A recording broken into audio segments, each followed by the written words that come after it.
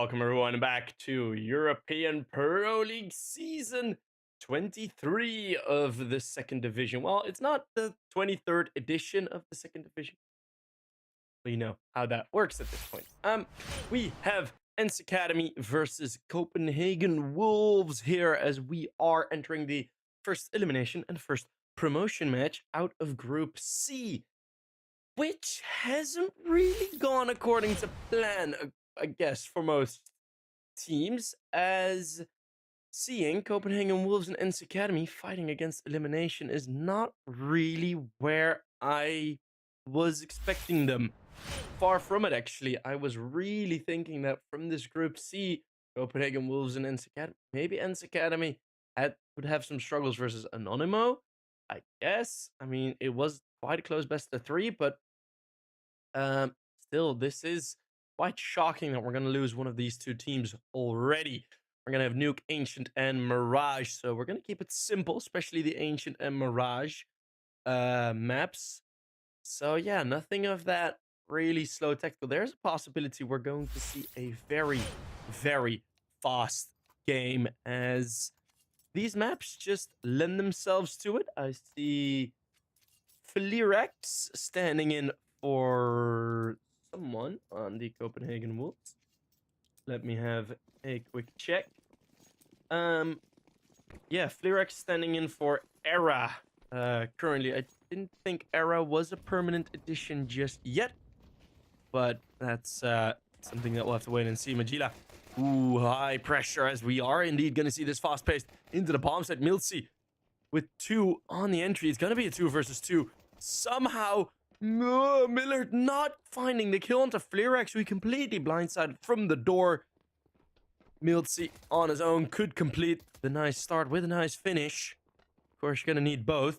And he is a nice finish man. Let's see if he can close this one out versus Flirex. A 1-on-1.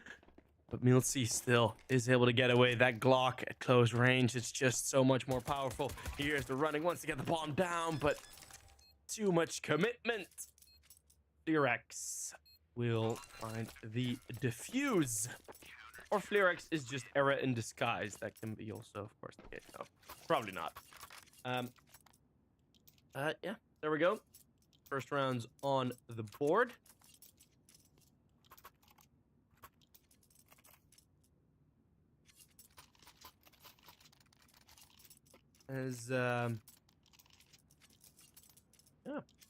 As we get that opening start, let's open the chat for a bit. What up, fellas?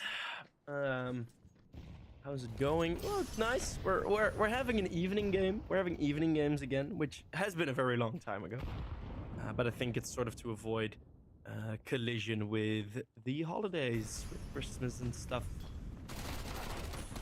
Nice jumping in. Swartz is eventually the one to get the kill. Copenhagen Wolves get a great start here to this round. The AK on Milsey with the 4K, with 3K and the pistol round, was able to afford it.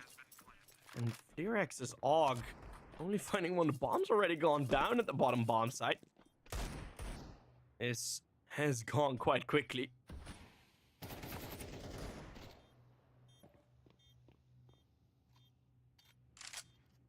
Is in a 3 versus 2. Do you, as CTs, really want to throw everything at this? Apparently not. They want to keep the AK and the AUG. That's second round going to be given up. Lots of fast-paced from the Copenhagen Wolves. As I mentioned, of course, somewhat expected. To have this be the result. To have this be the effect.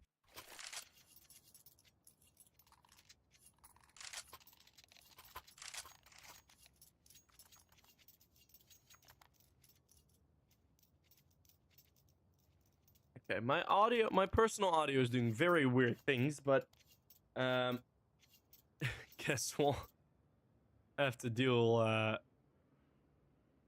with that in a different time. I have no clue what's going on, but we'll figure that one out. Player disconnected. Or some player issues, so The HUD's having a bit of trouble.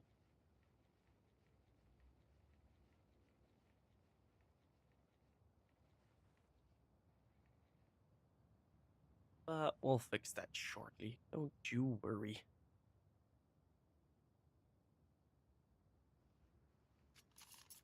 But yes, I also mentioned it wrong in the last round. It was indeed ENCE Academy that was throwing in the pace from that T-sided play. And with the maps that are coming in with Ancient and it says Inferno now.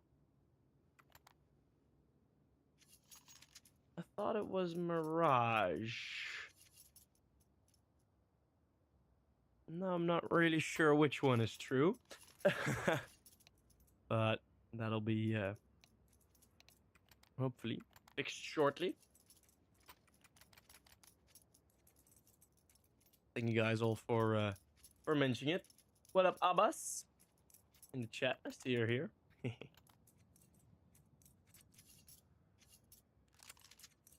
Who is Fleerax? That is actually quite a good question.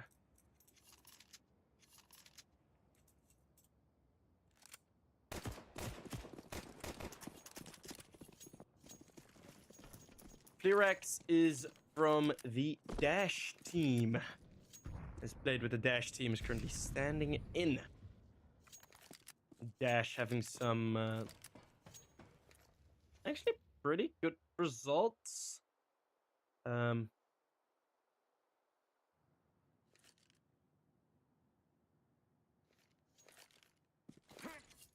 Recently, not too surprising, not too surprising, but he is a very good player, standing in for ERA currently.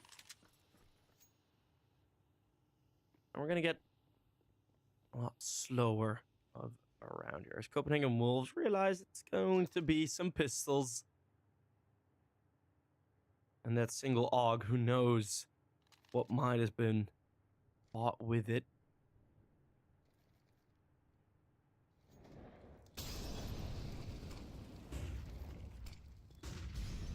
ENCE Academy looking to attack. And walk to the crossfire. Gonna burn down one, but that 5-7 carries a lot of damage. Taper chiming in with one more. And AUG has dropped. AUG has dropped somewhere. It's at the top.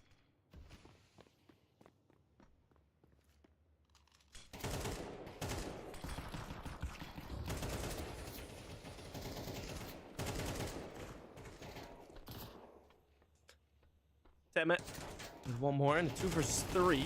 Slight issues with these 5-7s as they continue to be menacing against the ENCE Academy roster. Tema now moving in on his own. Unaware of where the final player is. And it is Shane that will find the final kill with that MP9. Is able to take the second round for Copenhagen Wolves.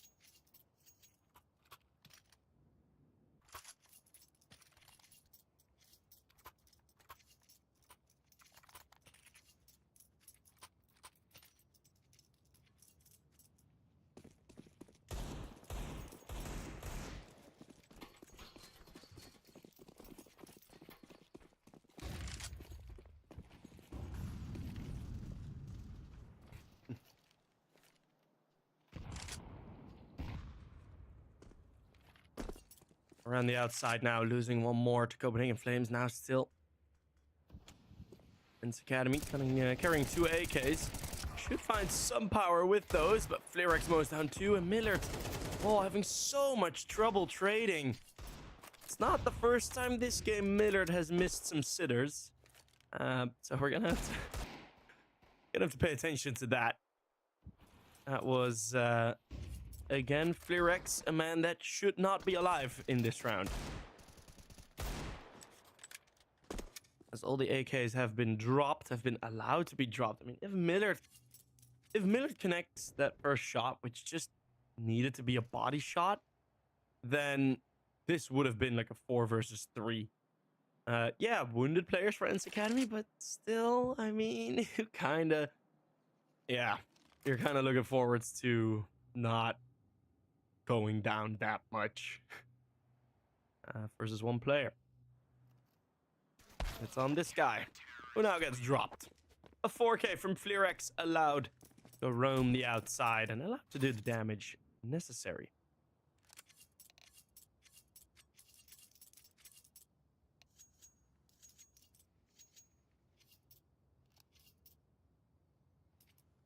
Who is Fleerex? Fleerex is a player from the Dash team. I can repeat that forever and ever. But yeah, he is from Dash. Ukrainian mixed team that has had some pretty decent results. Nothing too surprising. It's more of a team of guys that did not really have a spot in other teams, and we're like, hey, you know what we can do? We can make our own team, and then we can show how good we are there. It's a bit like what the Swedish guys did with whatchamacallit, with the Johnny Speeds. They were like, yeah, well, we aren't getting any teams, so we'll just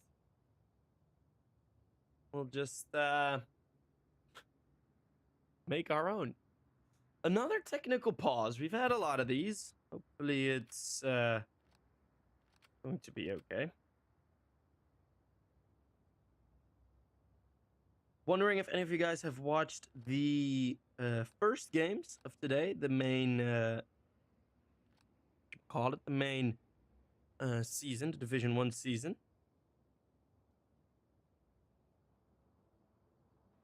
Because someone called me Zesty yesterday, by the way, on stream. It was pretty fun. No, we have our upper bracket finalist, Navi Jr. versus Guns, which is scary because Navi Jr. have won EC Advance, so they are going to be in Challenger League next season. Very excited to cast them there. Also, they aren't allowed to win that tournament because then they'd enter Pro League, which means they'd be facing off against Navi. So still find it a bit hard to believe how they would actually try it in Challenger League. But the relegations are now going on, so more teams will have a chance to qualify or to survive. If you look at Batera, Rebels, yeah.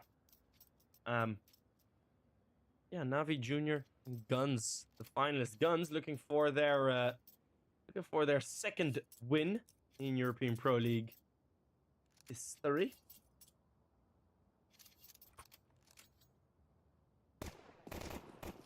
They won season 18, splitting the Passion UA wins. How did that season 8? They faced off against Sampi in the final. Surprising run from Sampi to get to the final. Impressive run. As Magila and Tapeware very easily deal with the rest. Is Temet gonna be all alone here at this top? They get the bomb down, actually. Isn't too bad of a result for ENCE Academy.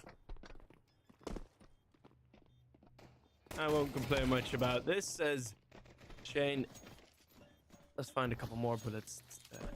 We're to find the final. I mean, nothing too worrying for Copenhagen Wolves. I think the bomb get planted is okay.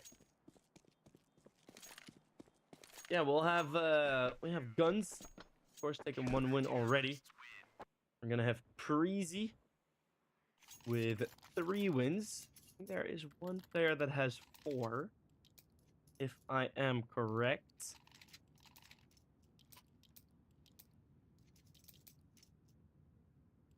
I can't seem to figure it out who it was. But there was one player that got 4. Team Sampi really starting to feel like the European equivalents of Team Audic, with finishing second for 3 times in total. Audic even had it 3 times in a row. That's certainly not what you want. But for this second season, all bets are open. There are so many teams that can make it to the top here, and this outside aggression from Copenhagen Wolves gets picked like a bone. fully clean. And now ENCE Academy will have that bone ready to club the rest of the survivors of the wolves. And it is just Shane seeing his team completely fall apart.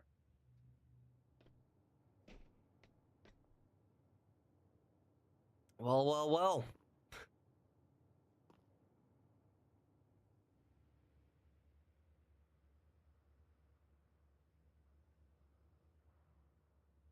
ENCE Academy will win their second T-side round. It's going to be a matter of how long it'll take.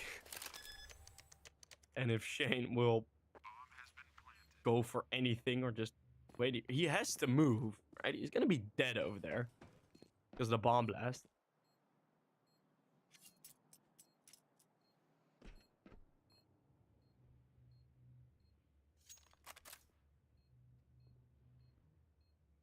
But he's going to be waiting behind the silo. Don't really dare challenging him. Probably don't know he's there. Just checking everywhere. But yeah, great round. Absolutely great round from ENCE Academy. Copenhagen Wolves getting destroyed. What up, Slingshot? Was wondering when you'd arrive. So very slow round near the end there, but hey, we had the fast pace in the beginning. Copenhagen Wolves going for the aggression. It not really working out. Mind you, I do think, considering for both of these teams, like, we're gonna see an embarrassing exit no matter who wins here. Because this is going to be bad for either team. That's very exciting. Like, one of these teams is gonna say goodbye in a very awkward way. Milty is able to find Flerex. Copenhagen Wolves having that struggle of having the stand-in be the opper. Milty unable to find Magilla as again a missed shot. Too high with some more. Temet trades or is involved in a trade, leaving Shane all alone. Needs the 4K. Besides, not the challenge that Molotov is going to be running around. Schwartz is not fooled at all, or is he? Oh. Sound cue made. Shane looking for any way in, but this is not really going to happen, is it? Nope. Schwartz with the great timing, the Georgian player. Easily finding the third, and the money starting to run a bit low. That op from Flerex having absolutely no say in the round. That is quite concerning.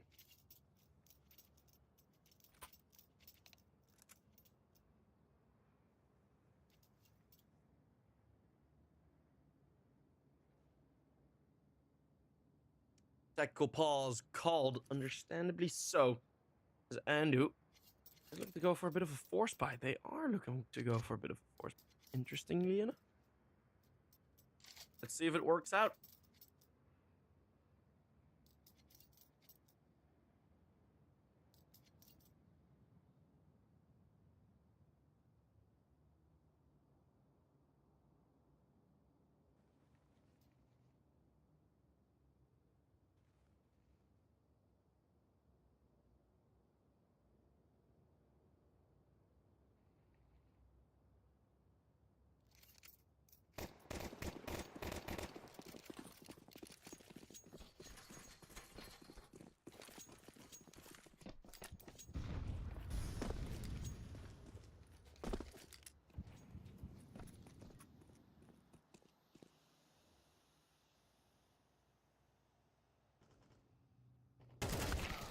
Too high, getting pushed. What a push from Shen. Or Shane. Shane? Still. I traded rather quickly, and that is... Okay, it's Shane, yeah. I keep forgetting. Damn it. Finding another push is with these pistols and losing, well, losing, not even really having it in the first place. No advantage.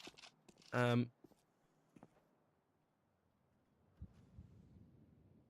sort of lends itself to these slightly more desperate pushes. Need some heroics out of Flerex and possibly Andu as well. With that 5-7, and there you go. That's a beautiful double kill. Miltzy goes unnoticed, but Flerex escapes. He knows that he needs to do something unexpected, and going up the vent might be that. Although, Tema, what a read! As he completely has it read that, nope, got the kill from Secret. He ain't there anymore. Maybe they heard a footstep or two? And if that has been the case, then, well, still, easy read and great reaction to the play. Has Millard gotten a kill yet? No. Millard has been... Oof. I mean, Millard has been missing so many shots today. Already. I mean, I know we just had 8 rounds. I know it's just been 8 rounds, but... Still, it's not been that good. Still slightly concerning. As Millard now gets the opener against Flerex. Flerex, who sits close to the top of the scoreboard for Copenhagen Wolves. As it's going to be breach the A bomb site yet again. It's too high with another opening kill. Taper will... Oh my goodness, Taper. Taper, oh! Rubbing it in, wants that money. And that is understandably quite a decent play. Going for those knife kills. That gives him an AWP and that extra 1,500 money desperately needed on the side of the Wolves. They're hungry Wolves.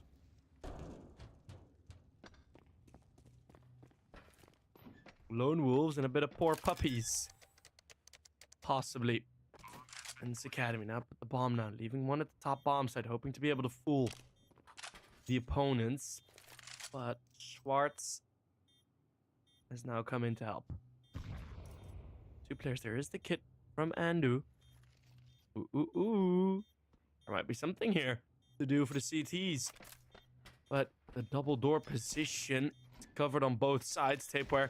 Door gets open. Schwartz has the blind sided, and Tema has the timing in his head of that 5 seconds. Andu won't be able to do much. Great crossfire position. And ENCE Academy continue winning on this T side.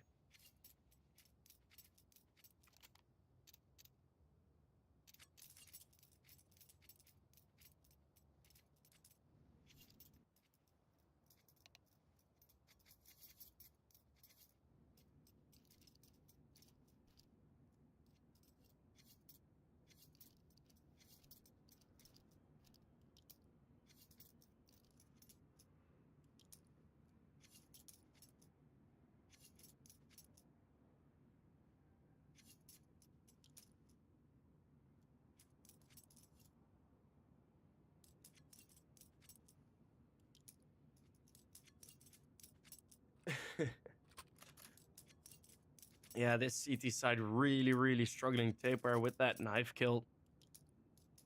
Does take a hero M4?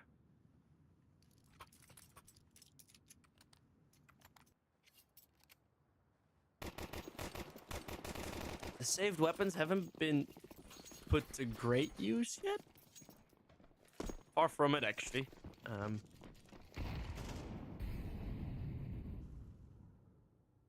As I think at most it got a trade pill. Not really that valid, but flashbang just a bit shallow to take down too high. So Shane will be stopped. Nice play, just a couple of millimeters the difference between a full blind too high and what the situation actually was. Tapeware, we're gonna be pushing in. This is a very light lobby crunch, but Tapeware, the IGL, leading his team with 3 kills in this round, making it a possibility, but he's gonna be cut down from behind. Oh, very open play.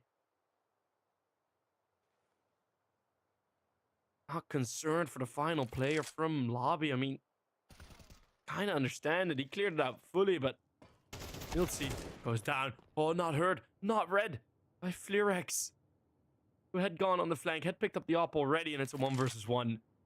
Andu still carrying that 5-7, still carrying the first damage done from the round, and with 30 seconds left, ENCE is the man to lose this. If ENCE cannot convert versus a 5-7, that is going to feel damning. Gonna go towards top bomb side. Andu knows exactly where he's at, and that is an instant headshot connecting. Getting the call to save for that AWP. There's no time for it, but the AK carried over, and the round. Copenhagen Wolves still on course for a possible win in this half. It'll be difficult, though, as the money is still pretty alright for ENCE.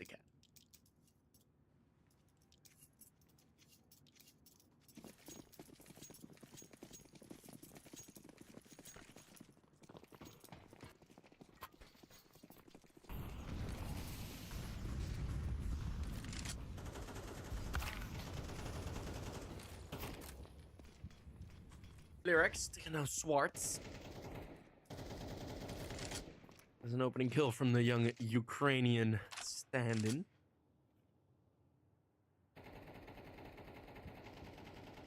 But it is also traded onto Taper. Lots of fire through those smokes.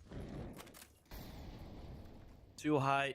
Make sure Magilla is the well, part-time loser in that situation. Nice grenade. Flerex is gonna move up forward, close range with that AWP. Doesn't even have ENCE in his sights. It does get traded, but then Millard has an easy pickup. And if Millard can get the trade, that for sure is an easy pickup at this point.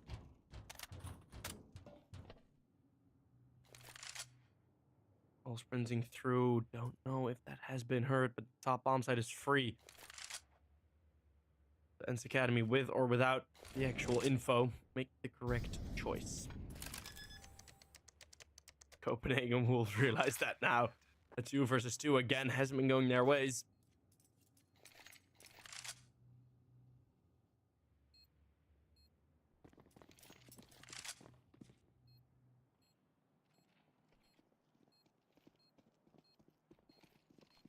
Too high. Waiting them both, and a nice lineup on both. ENCE Academy have the 6th on the board.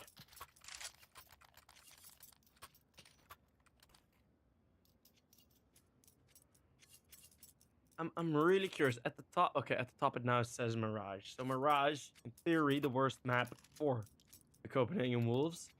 That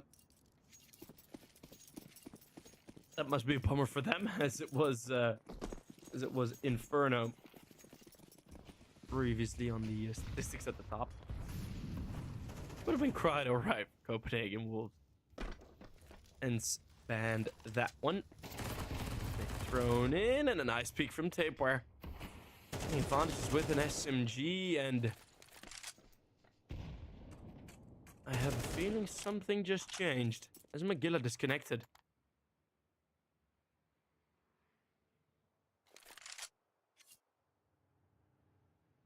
I think Magilla has disconnected.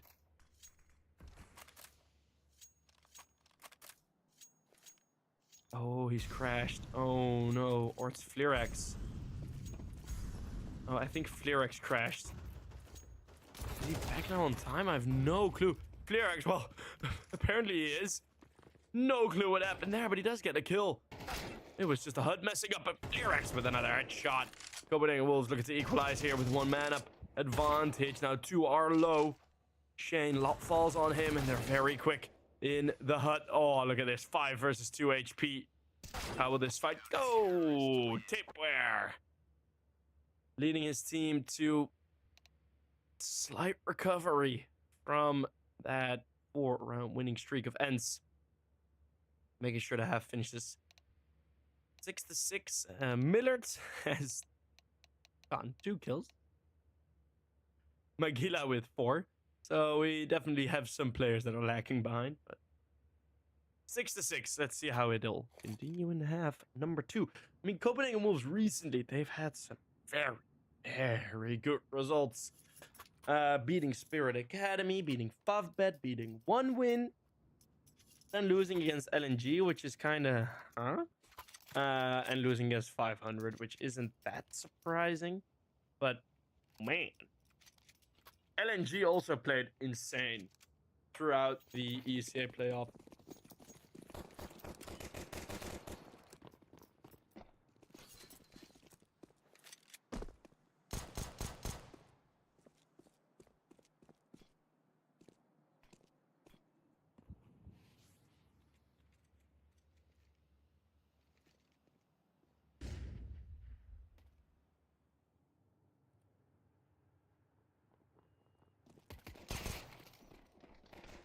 Tapeware running in with a pistol, hoping to catch another pistol win. Tapeware. Ooh, okay, well, from the outside, the approach is now happening. You'll see with the long range. Oh, cool. Hot falls for Copenhagen Wolves. And Flirex, now the one holding the line on the bomb side. Help. Yes, to reload. He's on his own. Andu needs to clutch this. There's 10-second defuse. Waiting for Miller to walk in. Andu, he needs to hurry. Andu, he needs to hurry. And that will not happen. ENCE Academy will win another.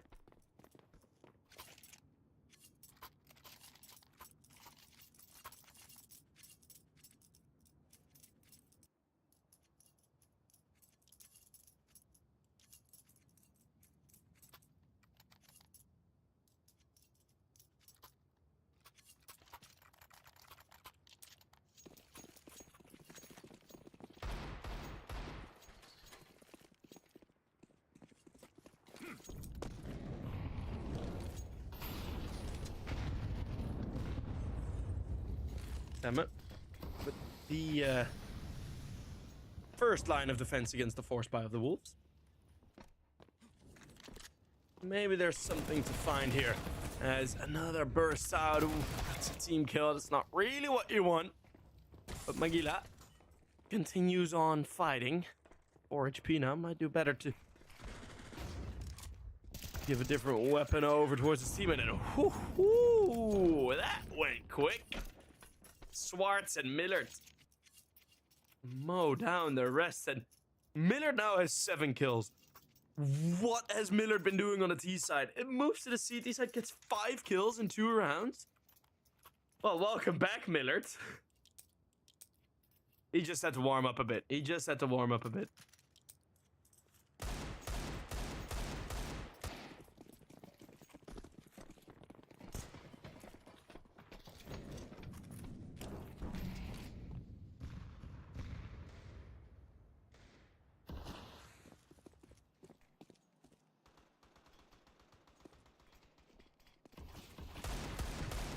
Magila with that deagle, looking for something, but it's going to be Millard punishing him. All of a sudden, with Millard entering the server, this might become quite concerning for Copenhagen Wolves for the second half. To be fair, it is the map pick of ENCE Academy. I'm not really bothered by that yet, but I am hoping to see a bit more resistance, at least in the upcoming round. Which, for now, has no signs of appearing. 3 versus 3, though. This might be something. It's a bit dicey here for ENCE.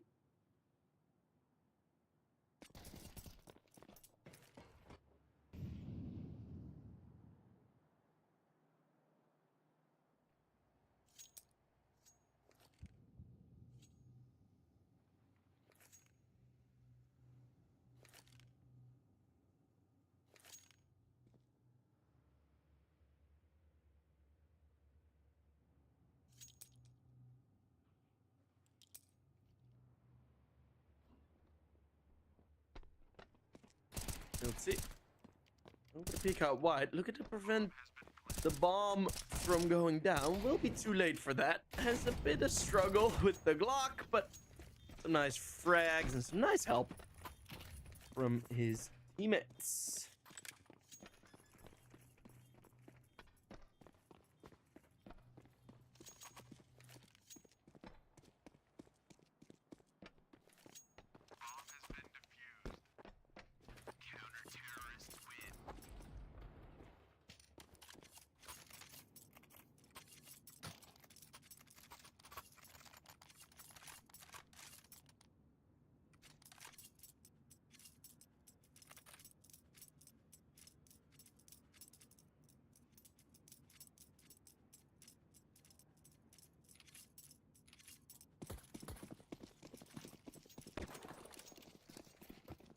Well, well, well.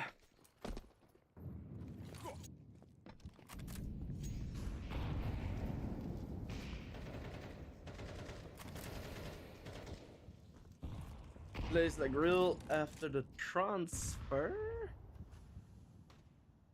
Who plays bad after the transfer? Millard? No. Wait, who? I'm confused. Well. Miller back on the AWP. That's where slight success is trying for him. On the T side. See if something else can be brought in. Lots of outside control already. Well, it's not even outside anymore. It's back to inside. Tapeware. Shane and Andu. Dealing with it. And it's going to be indeed Millard finding the opening kill. His battle against Flirex. He has won it more often than not, and all of a sudden he's at a positive KD, starting 2-7 for the beginning of this half. He's now 10-8. Oh, he started 2-8. He hasn't died yet in this half. Bomb will go down, yeah, but it's a 1 versus 4. Shane, can he work some magic? No, the trade is there. Like Copenhagen Wolves, they seem to be losing grip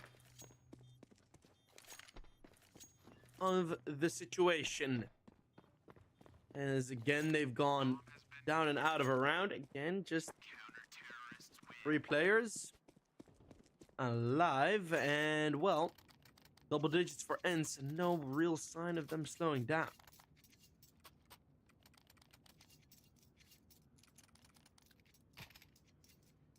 Let's see though, as we're going to have another bye.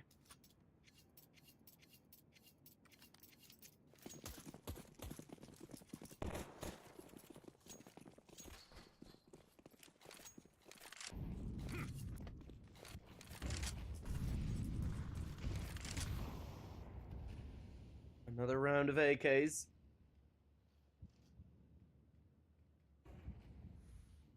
Walking around outside again. Swartz is the only one guarding this, and, well, calling this guarding it is quite generous.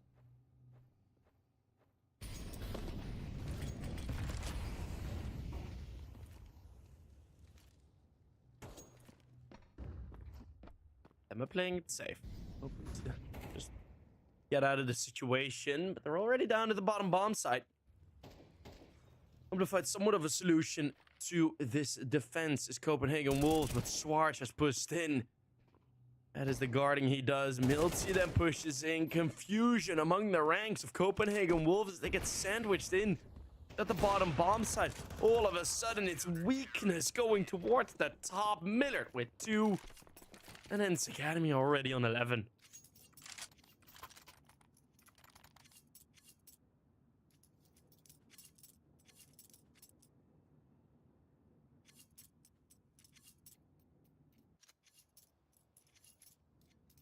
This is a very tough half thus far for Copenhagen Wolves. Someone in chat noticed it slightly earlier than me. It is 4 AKs on the CT side.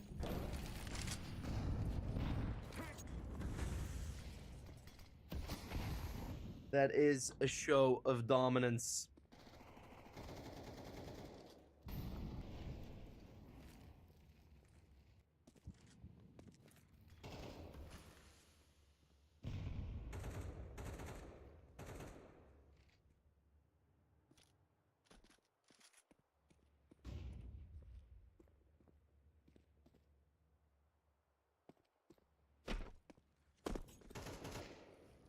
Better show of dominance is hardly possible, as already Too High finds another two kills.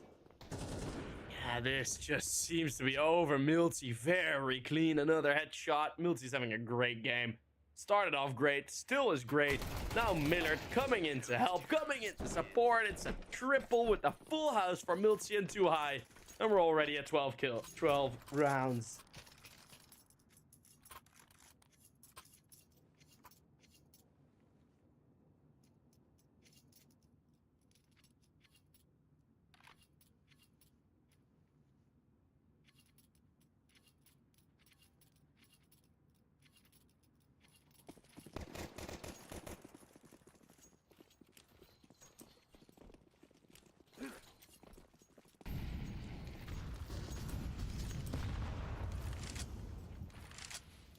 what plays thus far.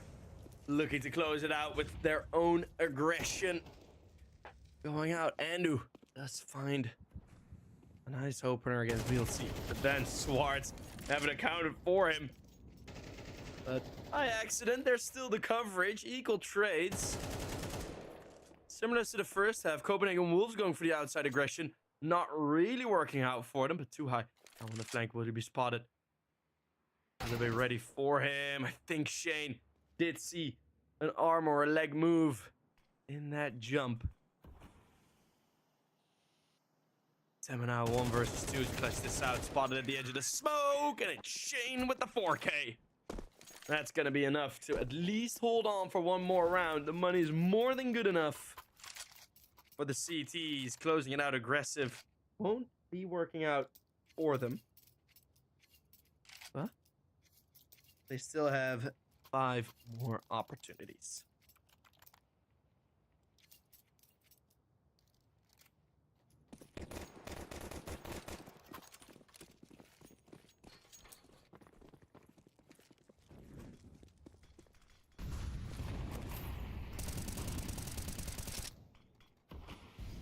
Wild spray. Hoping to connect something.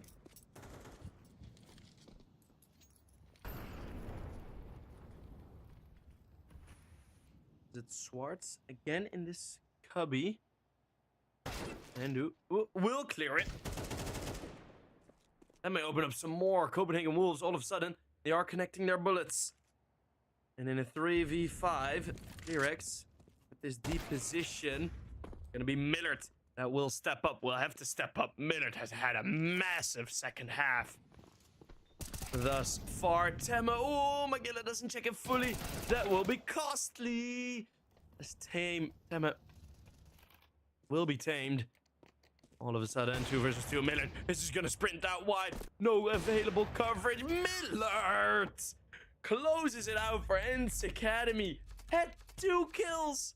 Millard had 2 kills at the switch and a half. He finishes with 16 on Nuke. That is a ridiculous return to form from Millard. I am very impressed by what the young man has shown us today. And I mean, what? Like, how do you get that?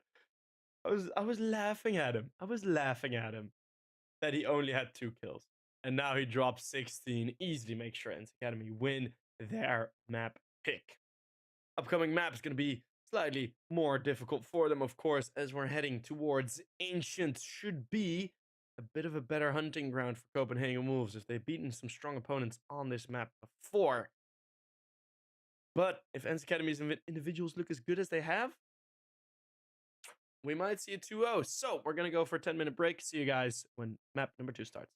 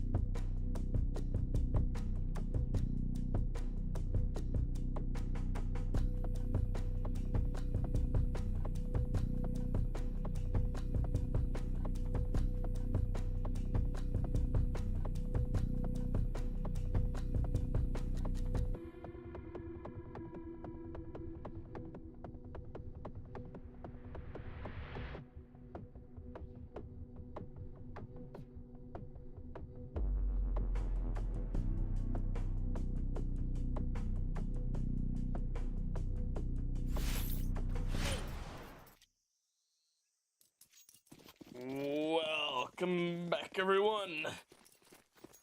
And we're ready to get it going once more. Copenhagen Wolves vs ENCE Academy. It is ENCE Academy that have taken the lead in maps. And now have a chance to 2-0. The fellas from Copenhagen Wolves are going to be a mid-full aggression. And Tama with 2. And then Swartz activates, so already a 2-man advantage. And bomb dropped. This is looking desperate from the Copenhagen Wolves as Taper now has to come in. It's 2v4. 1 kill more for Mandu. Again, it's slightly possible. It's Taper with another great shot. Bomb still dropped, but the kills are coming through for the T-side. Millard is already at 30 HP. And with no armor, he's very vulnerable to that P250. Now here's all the footsteps. But can't do much about it. This is looking like a beautiful 2 versus 4. The victory, it's a single point of HP now for Millard. If one of his flashbangs bounces wrong, he's going to be dead. Taper. I have to check behind him. What was that? That is certainly risky. But one bullet needs to connect. Even goes for the headshot. It's a 2v4 that will eventually find the victory for ENCE Academy, or for Copenhagen Wolves. A nice pistol round to take it away from what did start quite desperately.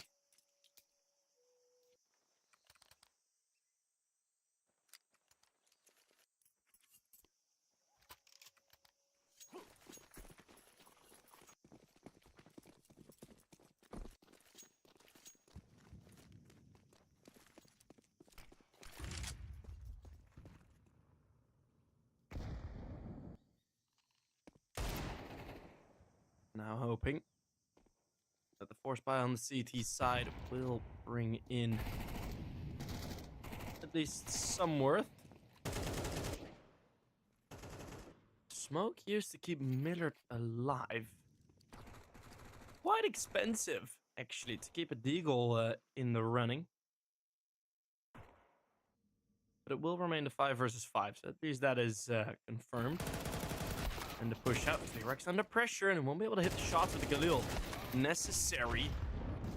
This is looking a lot better from ENCE Academy. Well, looking good again and again. Drop the bomb in a similar position. And this time, not getting more than 1.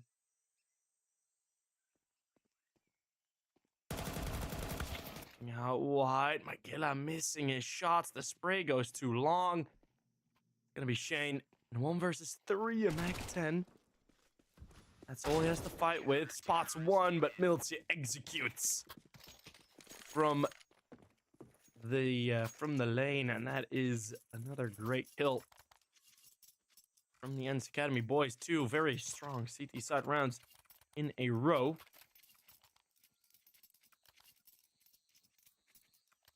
And that's going to be Copenhagen Wolves hurt and damaged. It's going to be Tech9s and Deagles. Maybe we'll see another Tech9 and Deagle win. Who knows?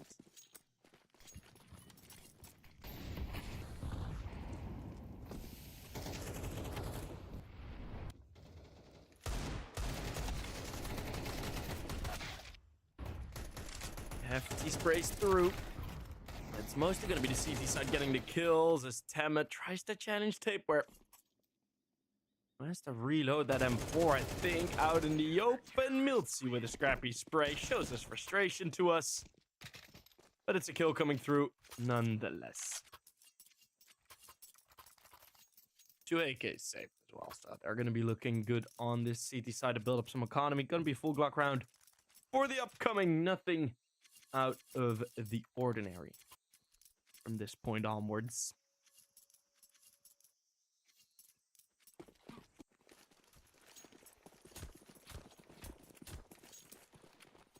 And even then, even if we crown a winner from this group, or like from this matchup, still might say goodbye to both teams, as there will of course be a decider match later on in the week. I think it's gonna be Sunday. I think Sunday we'll have all of the decider matches. Sunday and Monday.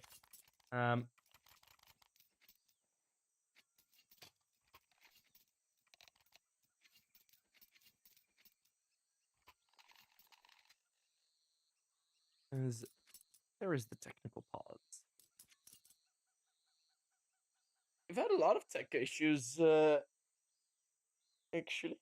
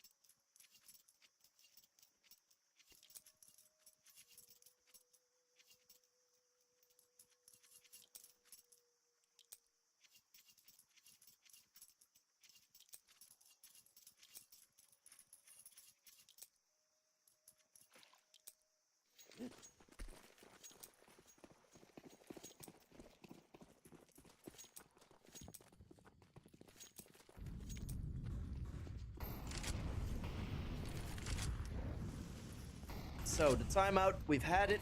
We're done with it. And let's see if Copenhagen Wolves can make something out of this. As that is a nice opening kill. Magila sees Milt CP dropped right in front of him. Oh, not that coordinated on the lane aggression from ENCE Academy. Could have done a lot better there. Sparks just found one more. We need to rotate this bomb, and Taper won't leave without his third serving.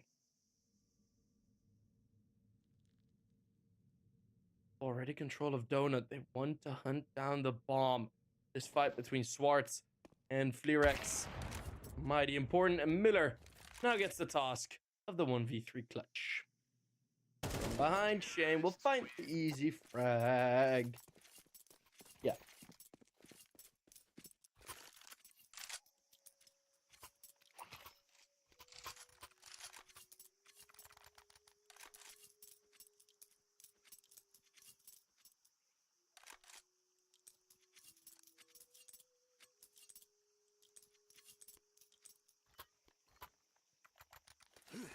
So, Copenhagen Wolves winning again. Miller losing that AWP won't have much to fight with.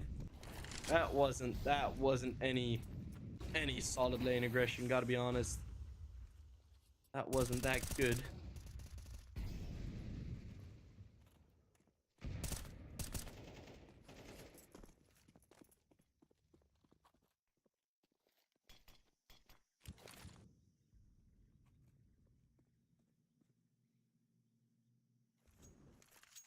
And now they pay the price, which is nearly losing all of their eco. ENCE Academy lose here. That's going to be a great bout of momentum for the Copenhagen Wolves.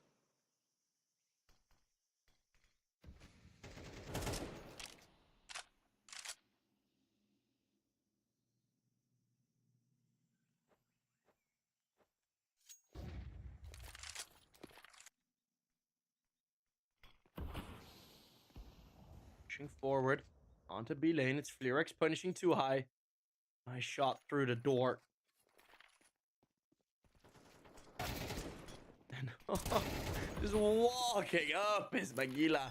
Easy find of the frag. It's going to be Copenhagen Wolves planting the bomb, leaving the 5-7 left alive. And that will be that momentum. That momentum that I talked about, that will just start rolling in for the Copenhagen Wolves here on this T side. Unless something real funky happens in the next round, I figure Copenhagen Wolves are going to get the next one for free. Maybe even two. Maybe it's going to be a double eco.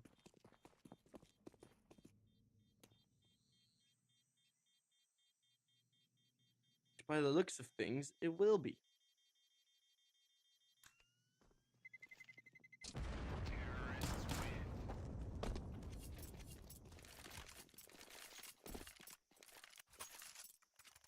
Miller, oof. Barely saves the AK. But he has it.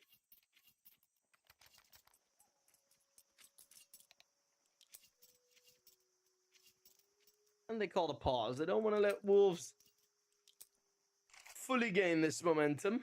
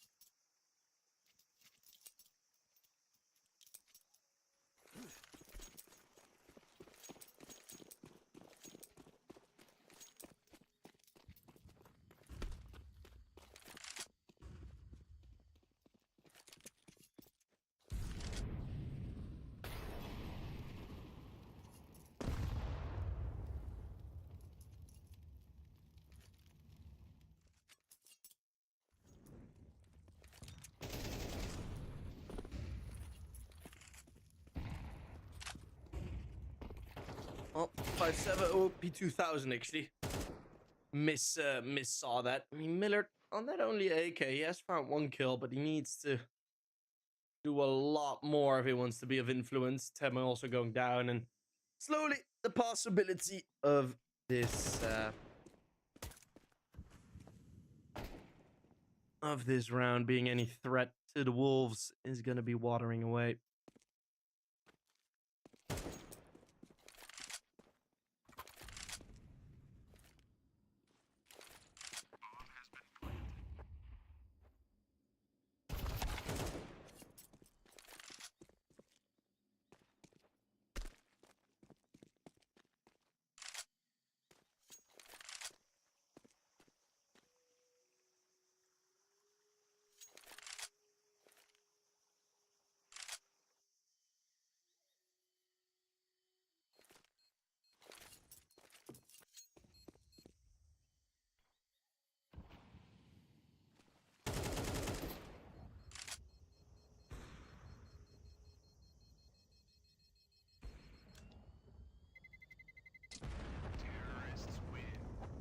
Two AKs saved, at least decent. But it is a slower match than I expected, this Ancient. Not really that strong on the pace. Flerex was Finnish with his flag, and now he's Danish.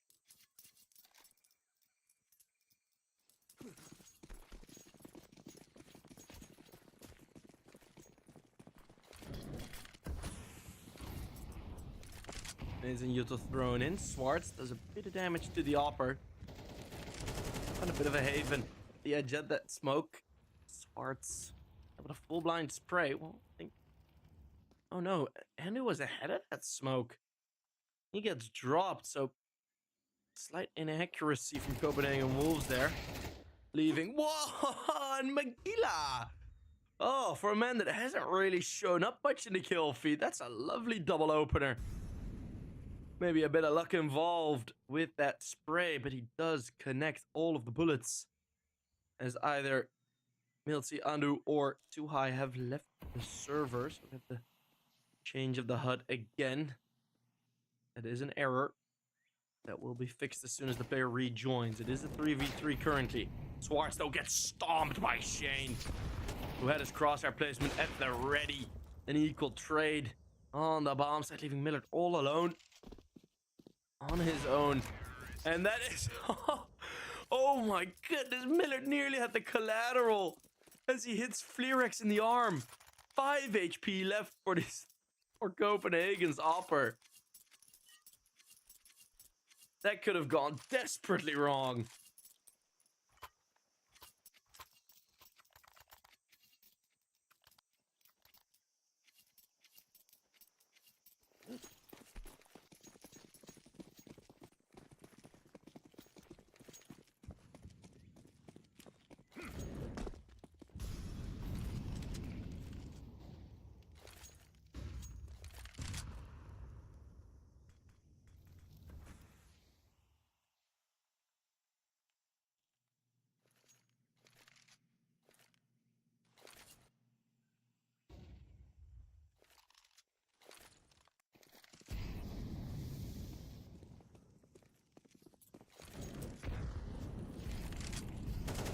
bomb plant, not necessarily for free, but that's another great kill from Tapeware.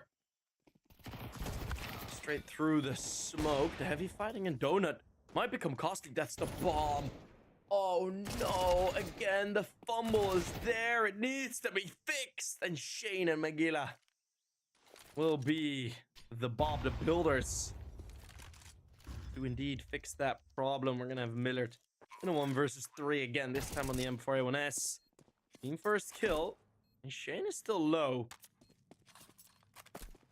There is an HE. Oh, that HE, that could absolutely do it. Oh, it doesn't go deep enough. Would have been a 1 versus 1. Flashbang goes too deep. And then the molly goes to the wrong position. Another nade, also too deep. And that will be the easy traded kill. Miller trying his hardest versus the Opper. Oh, Shane, yeah. He does pick up the AWP.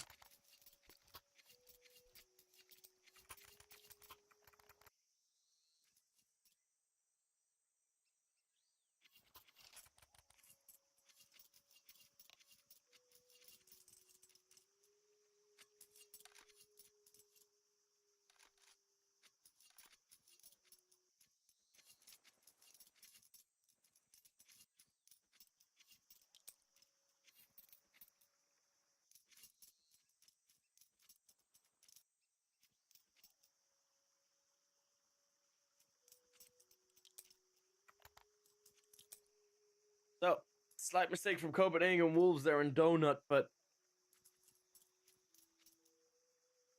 they are able to fix it, and they are able to get a 6th round, hoping to carry that through this ancient map.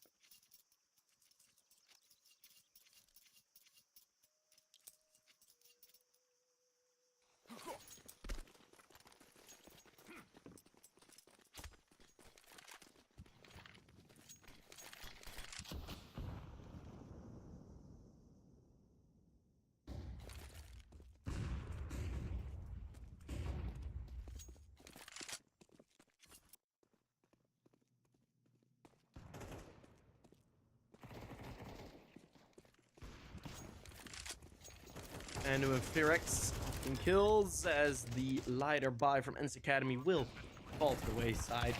Have 2 more kills. Well, Miller only with 1. We're going very quick to the second part of this first half. It's going like a one-way street, like Rockefeller Street. 1, 2, 7, 3 down to.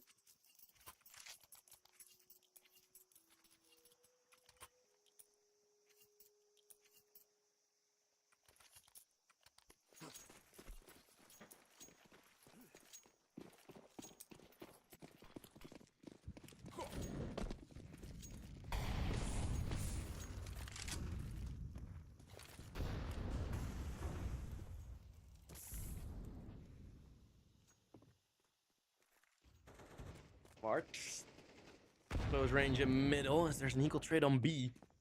Leaving vulnerabilities in the defense again. Copenhagen Wolves have been decent with exploiting this, and Millard does get 1 for free.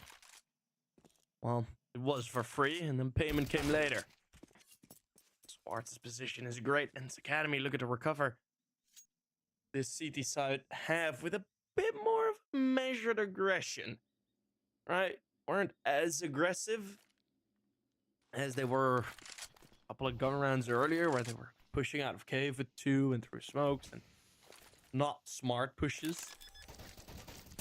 This aggression a lot more measured, a lot more all right. And let's see if Andu can do something. Having all 3 players come from the same direction wants to be able to isolate them, which is going to be very difficult from the ramp.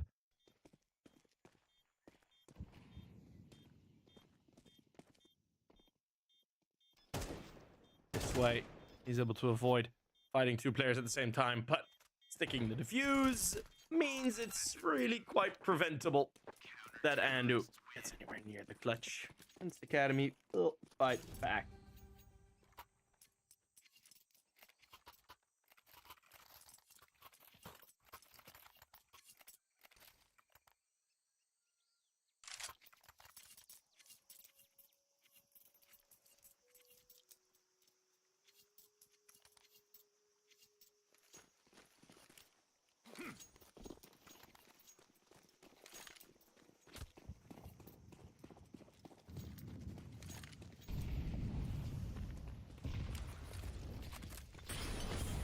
Nades thrown in. Let's see if this aggression will be double timed and will be good. As too high. Finds two more. Millard with the off angle. Also a lovely double. And that means we will very likely see indeed the 5-7 half. A decent recovery from ENCE, as it really did look like Copenhagen Wolves were going to snowball towards that 9-3 scoreline at the half. ENCE, as hot as he was on Nuke, he's turned into a cold winter here on the CT side. Of course, Millard had the same in the last game. So ENCE now will probably drop 14 kills in the second half. Or not. I might be completely wrong, and that will... yeah, that'll be okay.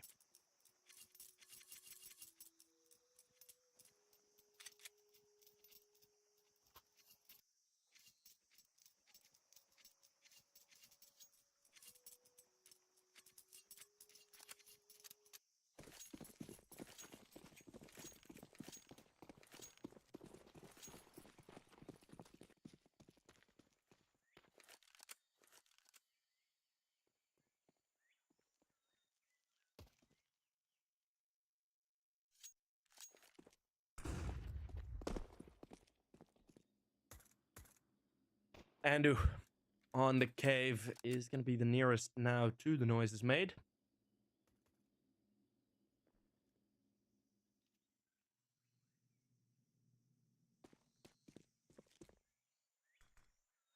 Let's see to what foot ENCE Academy can start this T side half. It's going to be ENCE on his own with that P250. He's going to be swarmed. I mean, quite obviously, but a kill on the B bomb side leaves it very open. They're going to be pushing around. Need to do that with a lot more too high. Now fighting on his own. 3 players tucked up in long. There's a kill through the smoke. Now you don't need to keep fighting, but they still do. Managed to get Flarex down to a single point of HP. And that will be enough for the T side to win this round. Copenhagen Wolves either will let ENCE Academy get the equalizer, or we'll go for the force buy and try and prevent that. I'd say go for the full eco. Although we have seen it sort of return into the meta that teams now do go for the force buy. It's the CT side. Because otherwise, you know, with two, like losing the pistol and then 1 eco, you usually don't get everything that you'd want in terms of rifles and stuff.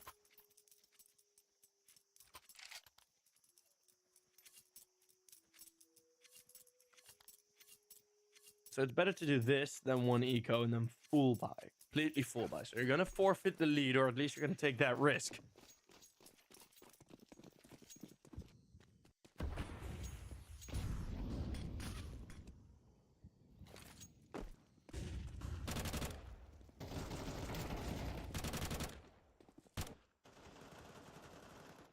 That man Swartz, oh, they will just destroy the mid play. Completely. It's taper only with 1, but escape is covered. And Shane, the 5-7. Maybe something. Probably nothing. Yep. There you go. Schwartz. Schwartz. Yeah. He finds final one. So 2 rounds back to back, pistol and the conversion. Now it's gonna be most likely just a complete full eco. Flirex will have enough cash for the AWP in the next.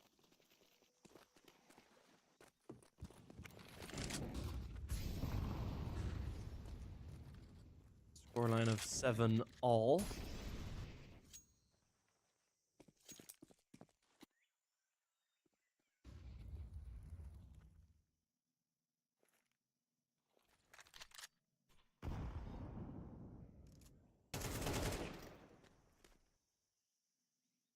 And it's the opening kill from Miller.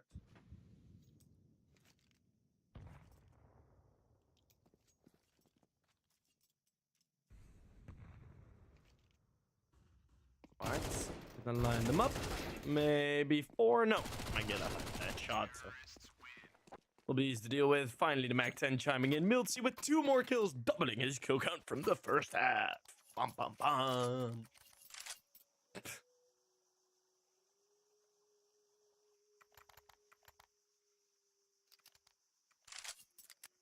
Sound effects for dramatic effect, I guess. The lead now for ENCE, but it isn't a big lead, and we're gonna see Copenhagen. We're gonna see Copenhagen Wolves now with the full buy. It's gonna be a B rush. Lovely call as Tema finds the opening kill. That was crucial. That was necessary because Flerex, he can now be glued in towards the back lines. Another molly goes down. Escape is there for him without losing a ton of HP. And now they're all going to be rushing in. It's going to be a rush again in towards the B-bomb side. Look at Andu and Shane going aggressive, not letting him settle into the positions. That smoke that Miltsy had would have done damn well if it had been put down on, for example, short or long or anywhere. But he didn't, and ENCE Academy paid a price. Nice recovery from Copenhagen Wolves after losing that opening fight.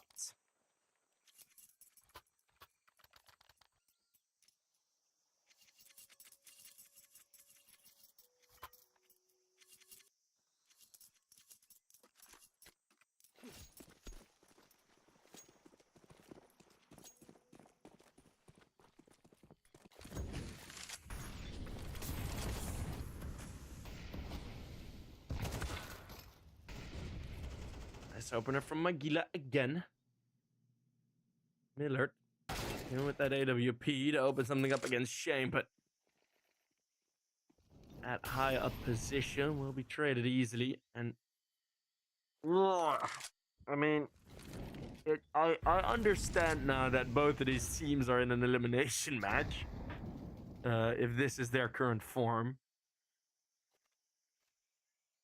We have seen multiple very strong rounds from either team, right? Don't get me wrong.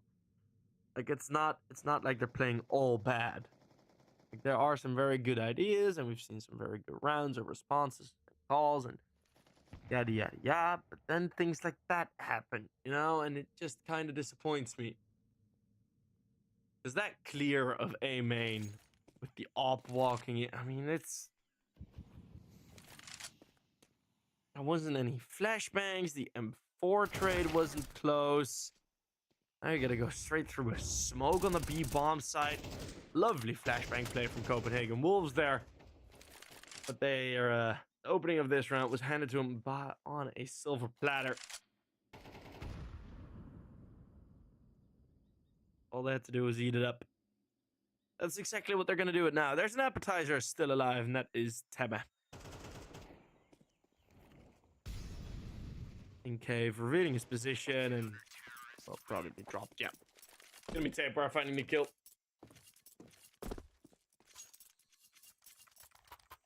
Copenhagen Wolves, they get to 9.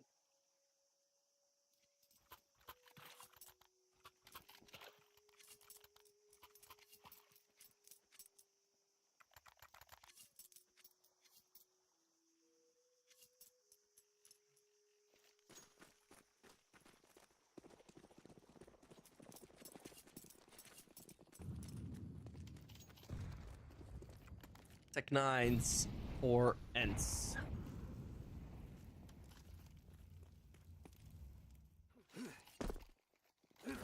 Much more of a default. Look at how far away the rotates are.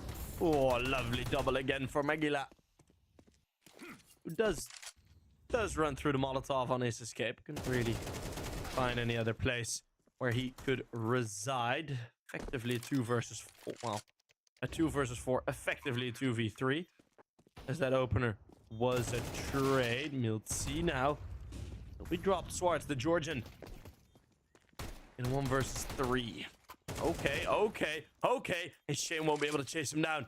That AK going around. Shane sticking defuse. He gets off of it. Swartz tucking into the smoke. What a lovely play. Shane can't seem to find him. A Molotov dropped in.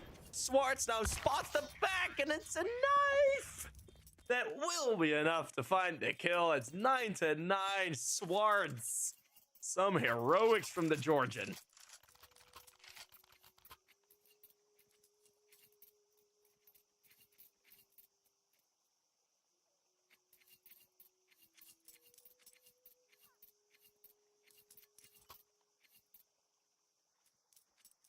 Lovely move. So many times when someone goes for that spray, goes for that play that Swartz did, they hang around outside the smoke because they're like, oh, I'm scared. I don't want to be in the smoke. I want to see things. But Swartz tucks in, so even if, well, what happened? Shane got off the bomb, and all of a sudden he peeks out wide, and it's like, well, where has he gone? And that is somewhere in that smoke. And then it's going to be very difficult to judge where exactly he is. He might still be behind the pillar, might still be around the left side, around the right side. It is just losing the information. Shane dropping that smoke on himself. Magilla looks for some revenge as Shane will too. Only the first kill. Milty with a quick turnaround to save his team's round. But the challenge donut did not spot Andu. Did spot Andu. What a kill. Milty will be traded upon. That's gotten a lot of attention. Too high might find a lovely timing here on Fleerax. Will this be another knife kill? 2 rounds back to back. And on the B-bomb side again, smokes and mollies drop. Magilla is able to cross. Tapeware is able to cut off the cross. Too High has a flashbang. I've seen this combination happen before. Where Too High throws the flash for his teammate. We'll do that now. Too High is going to be still under pressure. This bomb site not clear anymore. And right as Millard arrives, Magilla activates. Throwing smoke into his own position. Throwing a nade to clear it. The nade to clear Magilla. And the other is close. It's Tapeware that has made the correct choice. Not going to challenge early. Waiting late. And double digits for the Wolves.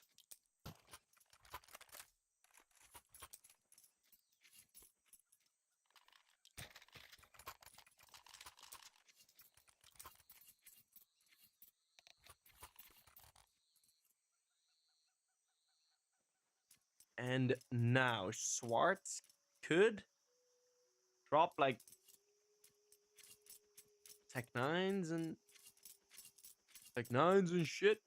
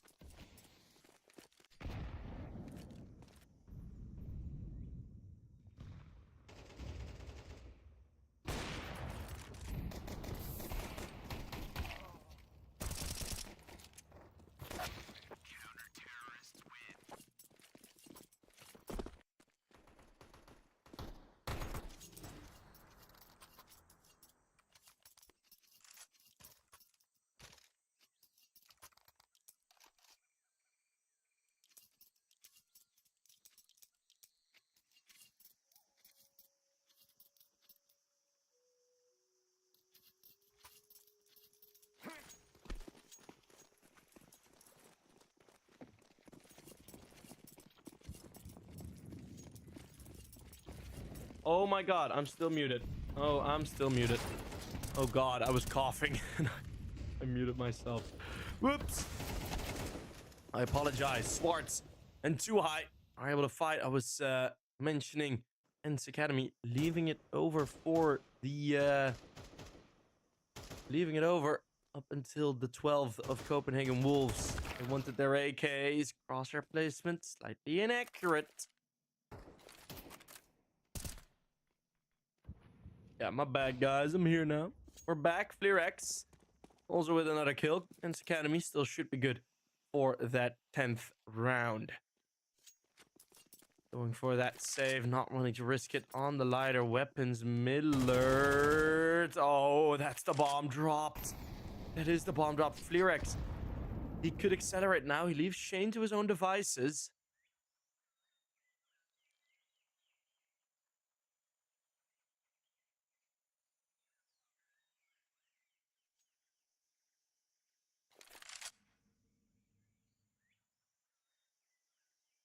It's a 2 versus 2. Copenhagen Wolves, they have lost very little HP. Crossing middle is dangerous business versus an op.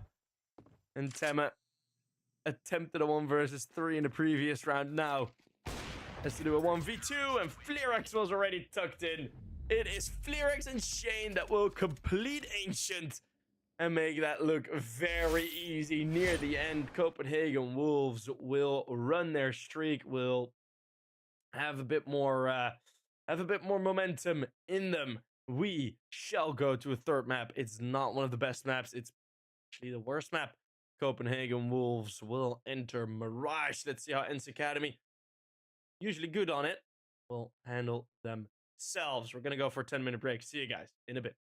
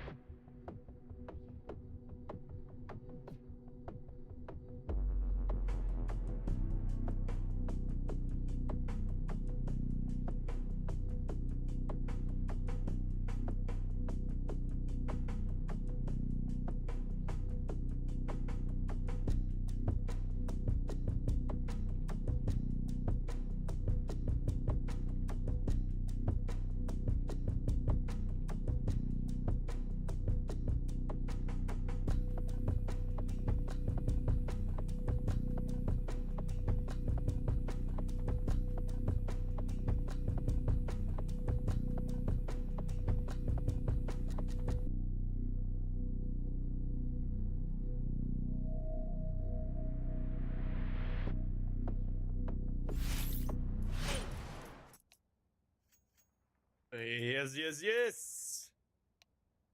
We're back, and we're here with a knife round. See who can start on whatever side of Mirage. Now, Copenhagen Wolves have had their struggles on this map in the past. Let's not forego those, as it's going to be quite equal. Looking at Magilla now on his own in a 1 versus 2. Both miss, and it's too wide. That will find that first knife stab. For the last knife stab. Sorry, try to make that a bit more. Keep that a bit more oomph than as per usual. A recent loss to Heimo. Heimo. For the Copenhagen Wolves on Mirage. That wasn't a previous group stage matchup. I mean, we're looking at a lot of not good matches. I mean, they managed to beat Aurora Youngbloods, which I think was with Era still playing. Yeah, that was a while ago, and that was in the Winline Insight season and in EPL.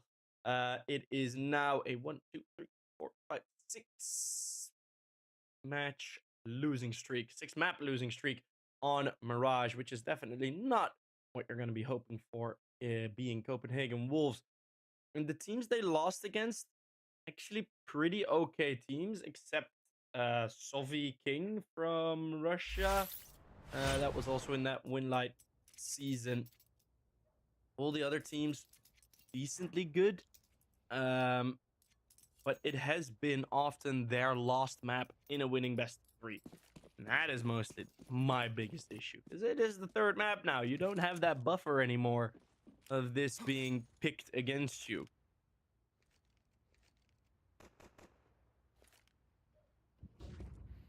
So that is slightly difficult.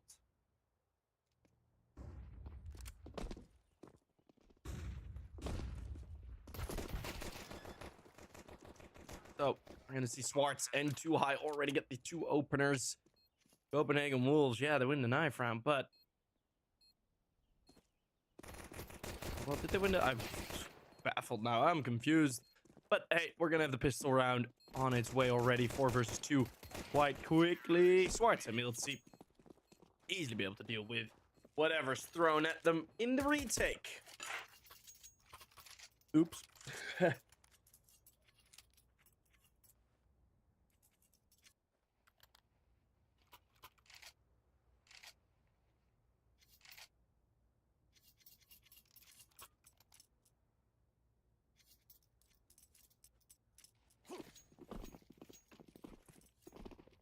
Oh, by the way, since the major has been going on, I'll expose myself in terms of my pick'ems. I think I only got a single one correct, and that was the G2 one.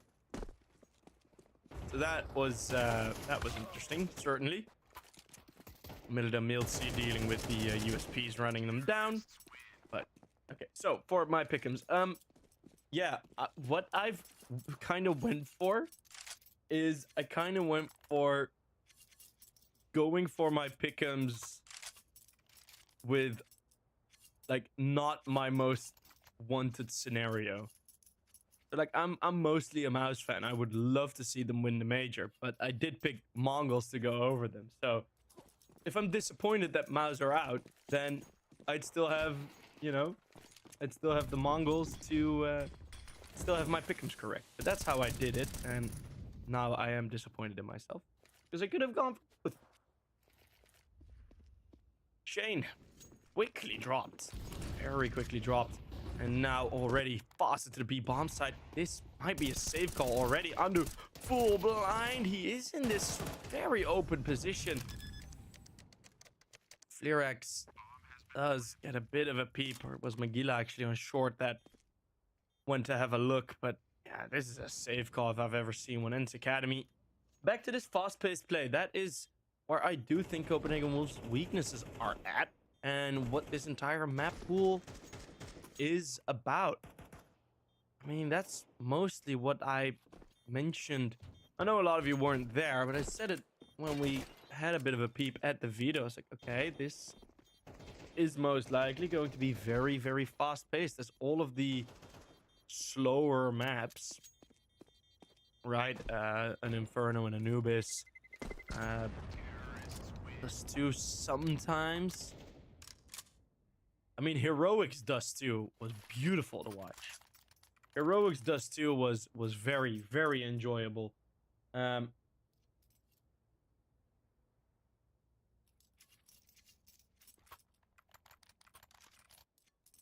yeah, that can be fast as well. But yeah, no Anubis, no Inferno. Those not the slow ones. No Vertigo either.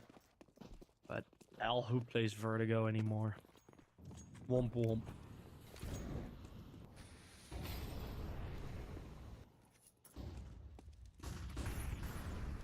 Tema with the opening kill on Flerex, who I do think did buy armor now. Not that it helps him. Where did he get dropped? Oh, he's gonna go aggressive with the op into Palace. That's where he's dead. Oh lordy.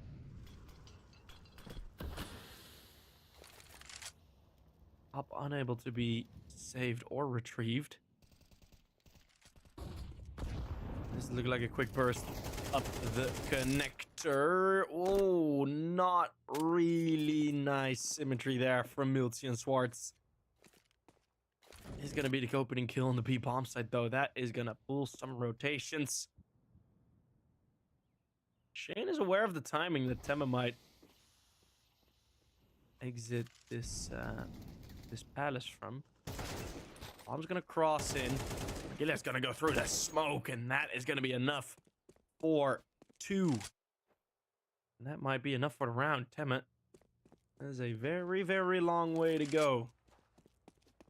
Let it snow, let it snow, let it snow.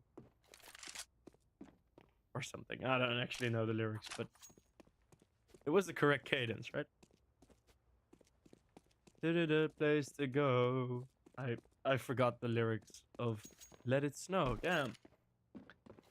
Well, whatever. It's Tema going for the save. Ooh, spots a shiny AWP.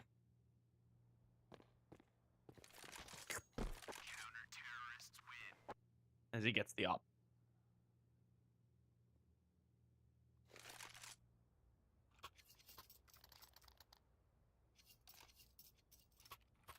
No, I have this nice function now in chat that I can warn people. So I don't necessarily have to give like a 10 minute or 5-minute ban. I can warn people, which is very fun. So I can send like a warning, be like, stop spoiling, kiddo, something, and then if they do it again, then I know I can ban them or mute them or whatever. Yeah, you can warn people now. So I can be nice. Timeout called, as I do think ENCE Academy have a feeling that they kind of threw away that round. That mid play was, yeah, comically bad. I don't know. I have a feeling I'm often more critical of ENCE Academy than I am of other teams. And I don't know why. I started to slightly realize that, but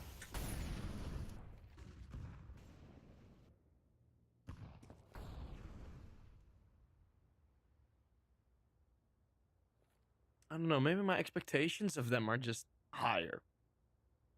No, I want them to do well. You're going mouse 2-0? Oh, buddy, I hope so. Oh, I wish. Phase with Major. No! Alright, back to costing. Let's see. We're gonna challenge this connector again, and that's way better of a success. This time going slow. We morph into a building, but the buildings are falling for the Copenhagen Wolves. As Milty with a third. Finding a quick one. Now he's gonna go hunting. He knows Magilla is on the run. He's smelling blood. Bomb has been planted. The wolves now becoming the prey. And that's a nice spray from Temet. ENCE Academy on 4 rounds, and that was a lot better than the than the expected, or than the previous T-side round. And that looked way, way better. And even with more players on the A-bomb side, Copenhagen Wolves failed to really cover that mid play, that mid presence.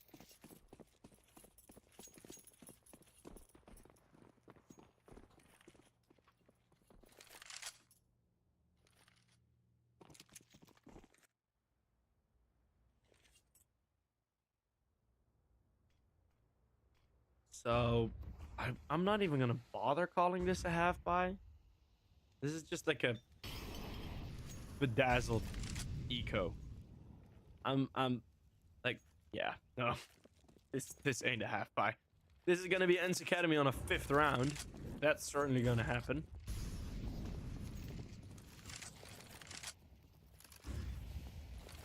Maybe the addition of Flerex costing them a bit more in structure than they hoped. I don't know if it's officially a stand-in or the whole situation with Era still isn't quite clear. Copenhagen Wolves are not in a comfortable position roster-wise. That will hinder their potential this tournament. They had a great run. They are going to play another season of EC Advanced. I think they might even be in relegation, actually. May get some chances there.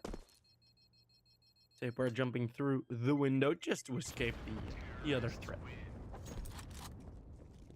Are they going to be in relegation? Let me see. Yeah.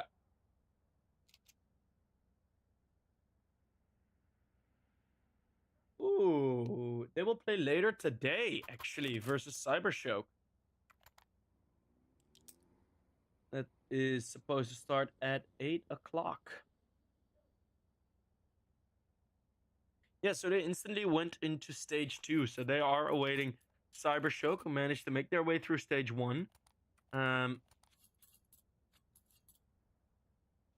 Endpoint going out will always be disappointing. They got some good chances versus Cybershock. I do think. Oh, disconnect.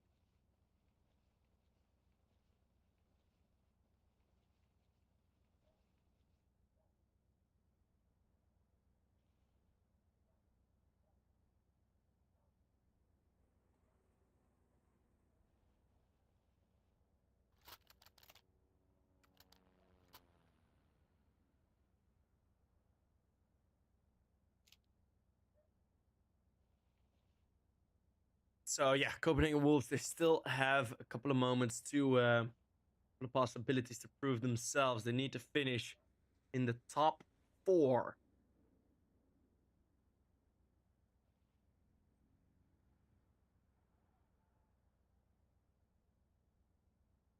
Which means they need to win 2 best of 3s back to back.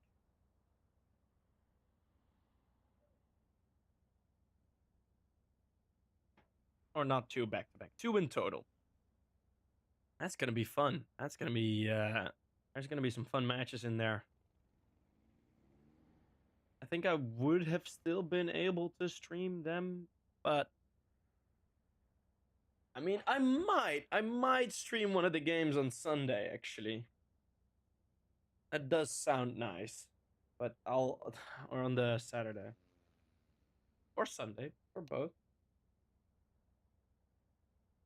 I can do both. Hopefully this delay won't be too long.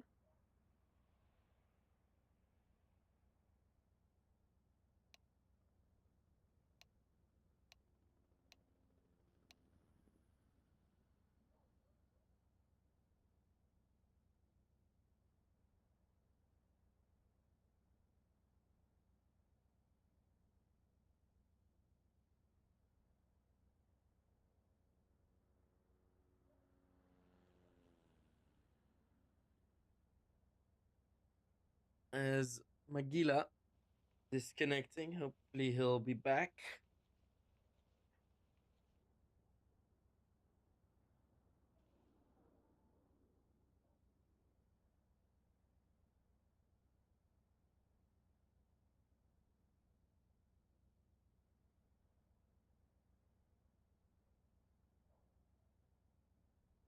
And this delay is something Copenhagen... Okay, this game will be done in time, considering the relegation match that Copenhagen Wolves still have, but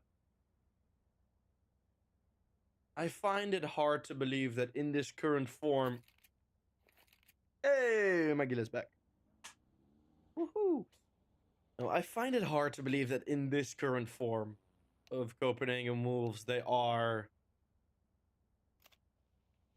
able to make the relegation or able to make Challenger League. And even if they are in Challenger League, I'm doubtful that they'll be able to put up any resistance. I mean, this is not one of the better versions of the Wolves that we've seen.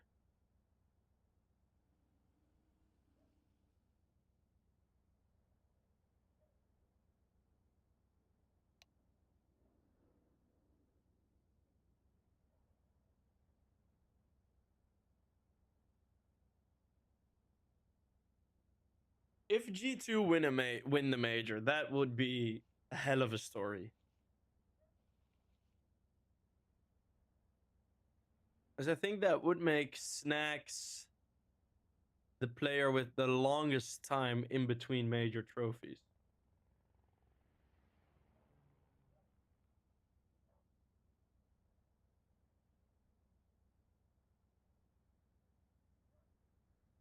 And would that mean he'd be the only Polish player with two major wins if Snacks wins it?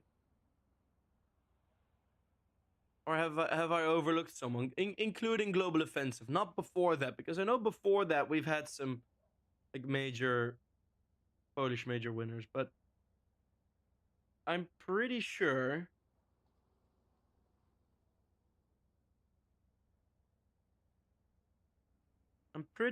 that would make him the only Polish guy that's won 2 majors. I'm really thinking if I'm missing someone. No, I'm not. I'm not. Am I?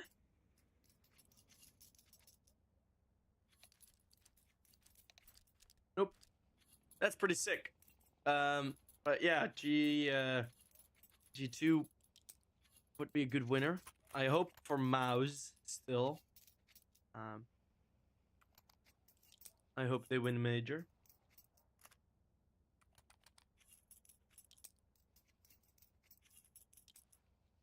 I'm hoping I'll be awake in time tomorrow to actually watch and not fall asleep again.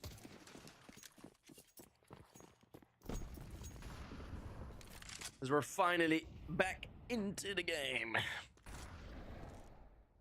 We're ready to get it going.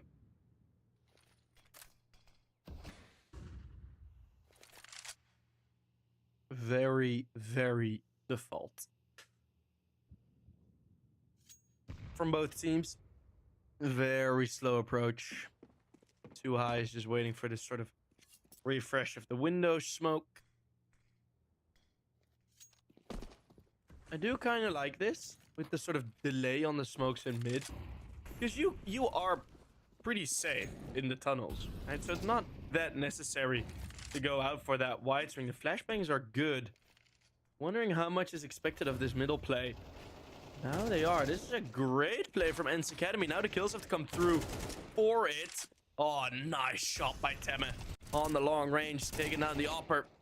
It's going to be Taper, final player. Then Miller moves in, but there's no one left standing. What a lovely round from ENCE Academy. That is beautiful stuff. And you see Copenhagen Wolves, they had no clue how to deal with it. They're like, okay, well, we might be pushed. There's little to no information on middle.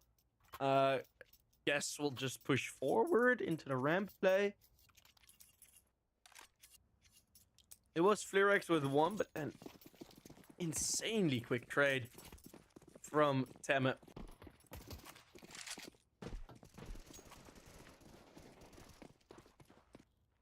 Ooh, look at that. Shane getting himself a 2K. Get that aggression on middle. And there's 2 more players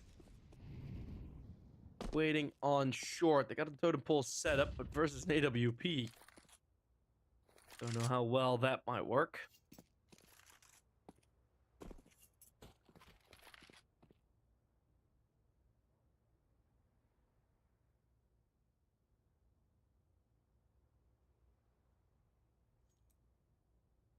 This is a ballsy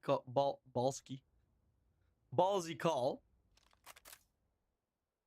By going towards the exact same direction they've been attacked from most. Spotting the window player. That's Stammer down. Will they expect one more player within this bomb site? It needs to be a trade. They need to stay close together. Andu not spotted. Andu will get a free kill here. That's his first of the game. Delays it slightly as he finds two. First two kills are going to be worth a lovely round. ENCE Academy not doing their due diligence in the clears. And they will pay the price.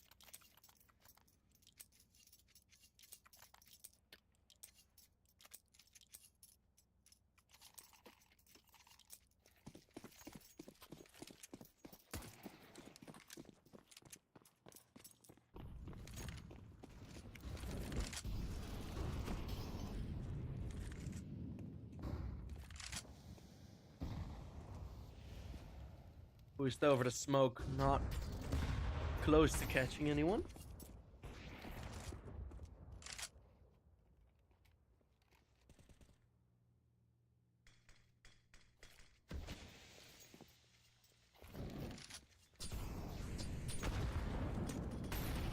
What I'm often confused about is I hope we can see that previous round from ENCE Academy again. Like one of the previous rounds where they went for that double smoke in mid. With a very fast approach. Because they seem to be changing it up, but I'm not sure if Copenhagen Wolves would have a solution for it. It's gonna be 2 versus 4 now, and Fleerix took it straight up. Molotov as he goes for a swift escape. Nice movement from Fleerix.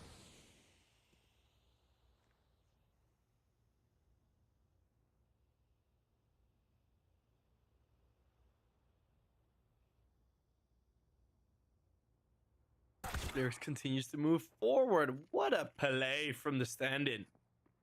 What a play from the young Ukrainian. Whoop. Wants to have a bit more time to work with this play. Doesn't realize Magilla has already stepped out wide, and Copenhagen Wolves, they are winning again.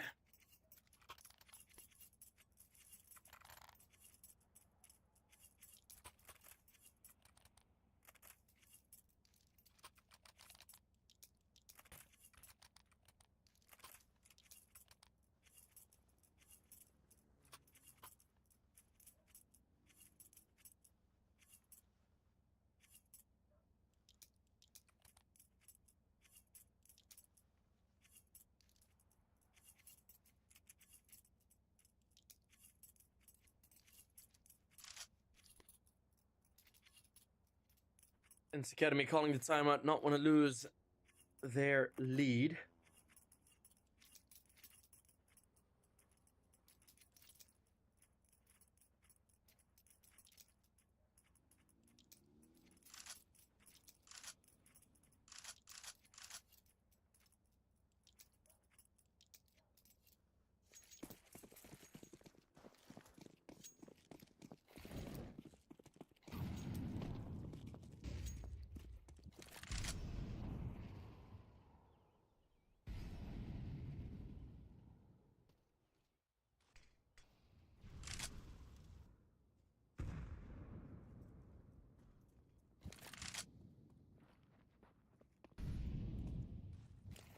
Timeout has been gone.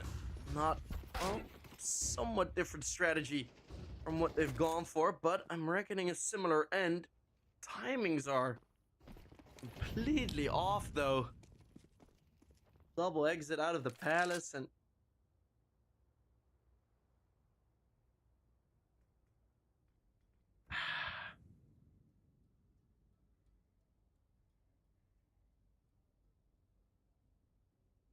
I'm concerned. I'm very concerned for ENCE, and it's not just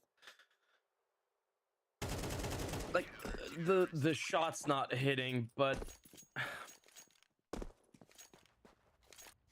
they showed some great strategies, simple strategy. 2 smokes, window short, slightly delayed, burst in towards the A bomb site with a split.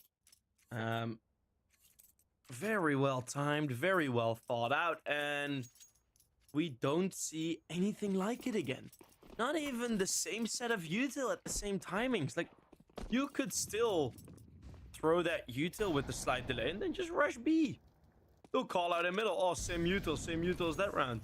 Yeah, sure, then we'll just barge into B. I mean, it's quite simple sometimes, Counter-Strike.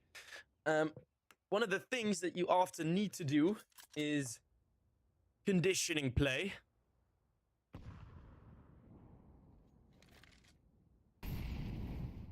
Some fuckers in the chat are spoiling again. Shut the fuck up, guys. Jesus Christ. I need to ban like 6 people now. I'm not gonna do that. Well. Don't read the chat then. That's my mistake. Further on. One thing in Counter-Strike that you need to do is like conditioning, right? If you throw the same set of smokes, you always like delay the same set of information and whatnot. And that's just something that possibility was there, absolutely, to figure that one out. Nice shot by Miltzy.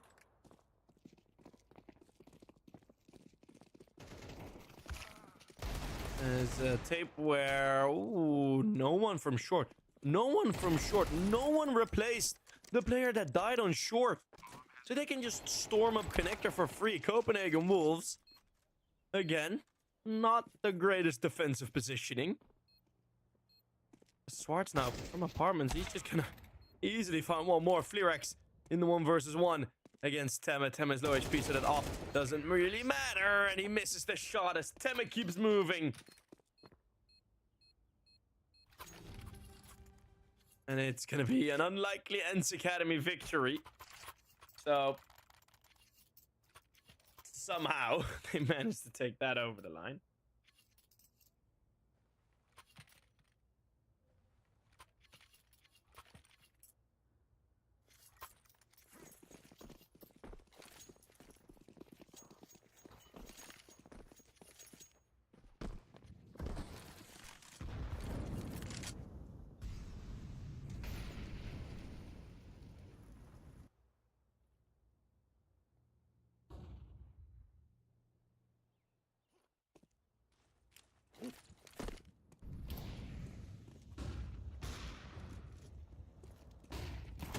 Millard does take one kill in the open. Full blind is too high out in the open. Copenhagen Wolves looking to fight back in a similar way as Millard continues to be the turret. Flank coming in.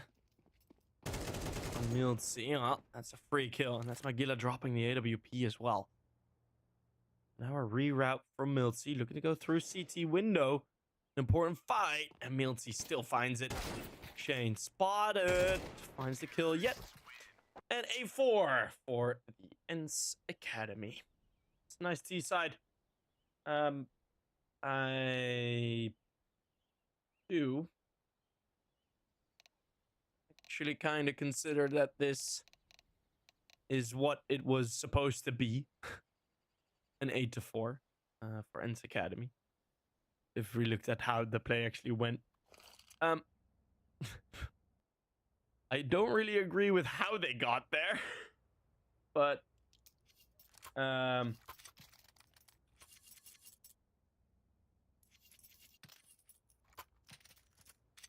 they got a couple of lucky breaks. Let's just put it like that. That eco round win.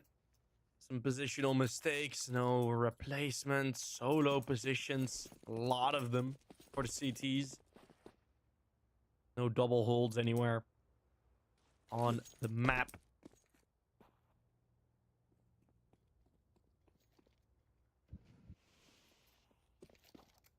Well.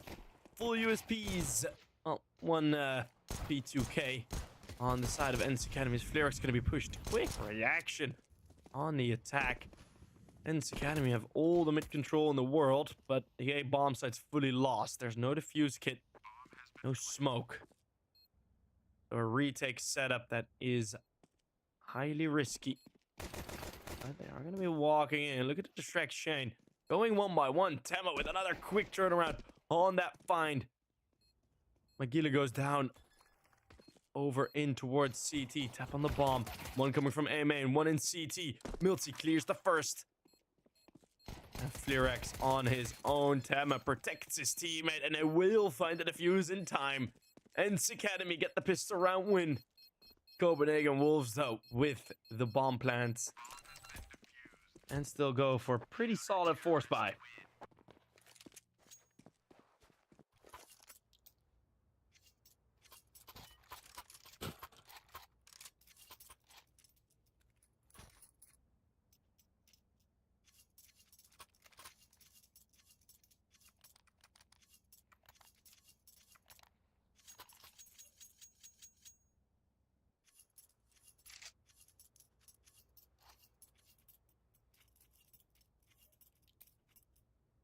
Even called a timeout beforehand. Not a significant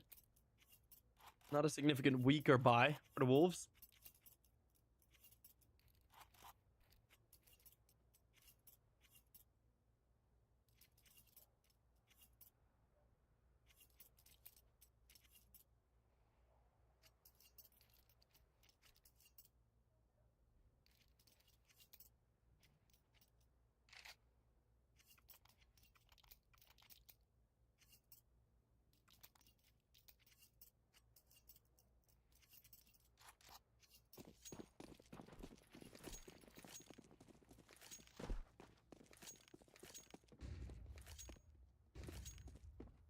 And let's see what Copenhagen. How do I keep messing up that city's name?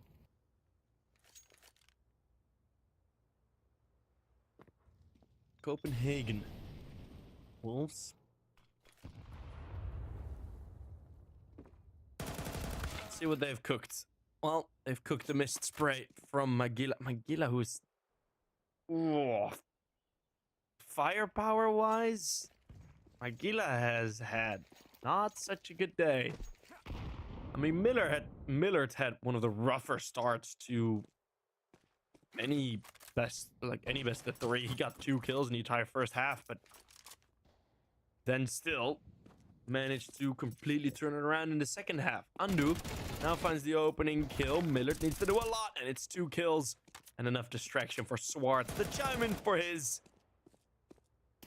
1 versus 3 now on the Galil. You need to spray a bit slower there, as the Galil is an untamed horsey. An untamed stag. That is quite difficult to tame.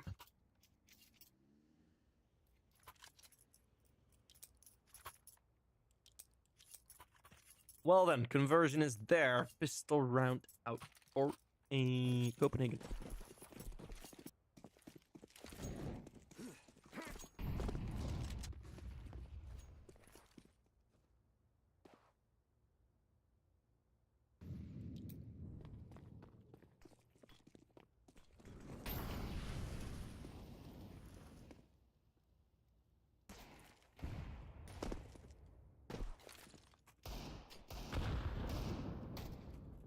Nate touches no one. McGill looking for a fun entry. How was that a headshot? Didn't know that could be a headshot from that angle, but I don't know. Bullets bending could be the reasoning. Very easy cleanup. Miller's the only one to take some significant damage there. Nicely done. Ends on 11. The gap now very big. 7 rounds in total, and it's money hasn't built up that well. Are still acting like it is somewhat of a bonus round. Too High, who's not gotten the best amount of kills, as in 5. He's actually the lowest on the entire scoreboard. He's opted for the MP9. Okay, we're looking to go through this smoke, breaching it, but Swartz covering that back line. That must be frustrating for Tapeware if he sees this demo back, as he made a nice flank on 2. Demo finding 1, Miltsy hoping to help, and help he doesn't really deliver. Dirks and Andu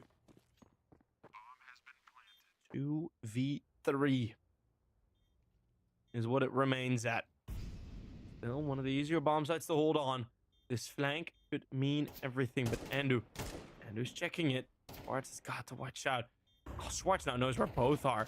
So much information. One comes running across, the other one's bench. And Schwartz, the radar, the UAV, puts ENCE Academy on 12.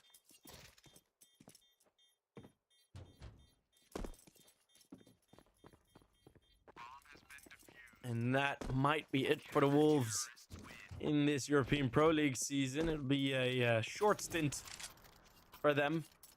They'll have some more matches coming up to prove themselves and even have an ECL spot on the line in the upcoming weekend. And well, that's certainly going to be something. If they manage to make it through on there, of course.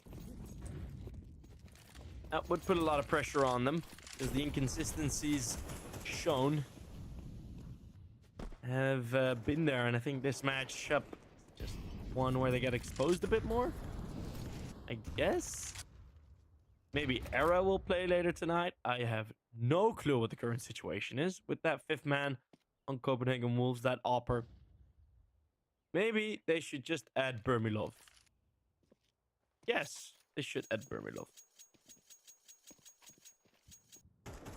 That's my call. So if Jared is watching, or anyone else from the Copenhagen Wolves crew, Burmilov as an Opper. Free agent. Get him. He's good. Fleerex has walked up to Connector, all ready to kill into 2 high. ENCE Academy in a 3v5. Not likely that this first attempt is instantly going to be the win. It's Miller close range, though. Lovely shot. Ambitious on the jump spot. And he will pay the price. Spraying whilst jumping up. It's Tema and Milzi that will be fighting for it. The nade does do the damage. Tema in a 1 versus 2. Does have a defuse kit. And actually a pretty solid amount of time. If he's able to find Taper on the side, there's no way Shane could deal with anything of this. Taper, tap on the bomb. Taper does go down. Now the defuse has started. Shane, he has no time to doubt himself. No time to kill. Tema on 12 HP. Shane misses it all. And it's Tema in a 1v3 that clutches it out. ENCE Academy taking 13-4. They would have probably won it eventually, but doing it in this fashion just adds a bit more pizzazz. What a win from ENCE Academy. Could have closed it out quicker, in my opinion. That could have gone a lot sooner. We did see some very nice ideas from ENCE on the T side. I want to give my comments to that. And yeah, not really the best of performances from Copenhagen Wolves. Far from it. Their CT side looked a bit disjointed, very weird. Well, not really weird, but like respawn decisions that weren't really up to par. So they are out. Let's see who will be through the Group C matches. We will go to Anonymo versus Heimo in the next match. So more Finnish CS up on your screen here in EPL. See you guys in 10 minutes.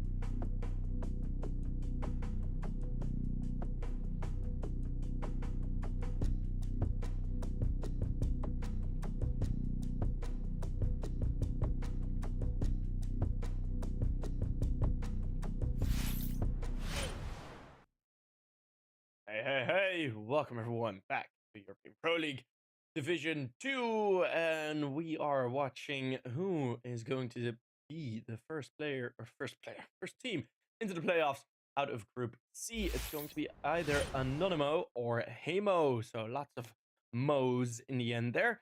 As we have this Anonymo team, some familiar names with Enzo, Dodgeville, Trudy, and Nami. Milavi is one of the newer additions. Doesn't have his picture just yet, but he has been having some good performances, at least the times I have seen him play. And then we have the Heimo team with Arvid, Oppi, Velo, JP, Yeppy, and Spargo. A Finnish team who, in the past, have been slightly to severely disappointing. I've seen them have like a lot of trouble in a lot of matchups, but this might be one of the moments that could actually change it a lot. As we skip the video, you can see it in the top left of your screen. We'll have Ancient, Nuke, and Mirage. So same lineups as we had in the previous game. Spargo is gonna find the first on this full A side attack. The CT stack is here, catching them with open arms. And that will be Heimo finding the first. So yeah. For all the viewers, you can see it in the top left. I'll repeat it. Ancient, Nuke, Mirage. On the previous game, it was actually, I think it was Nuke, Ancient, and then Mirage.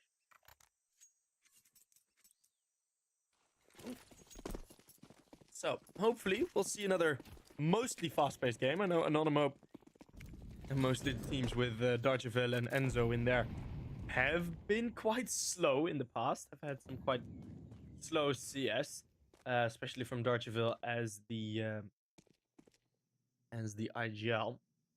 And for Heimo, I'm unable to currently find the IGL, but yeah, we got some more Finnish CS on your screen. Let's see if the Glocks of Anonymo are able to do something here. They are getting close into Donut. Might be overwhelming Jeppy. As Spargo. Let's find one. The reload will be caught out. It's just 2 kills. And that be it.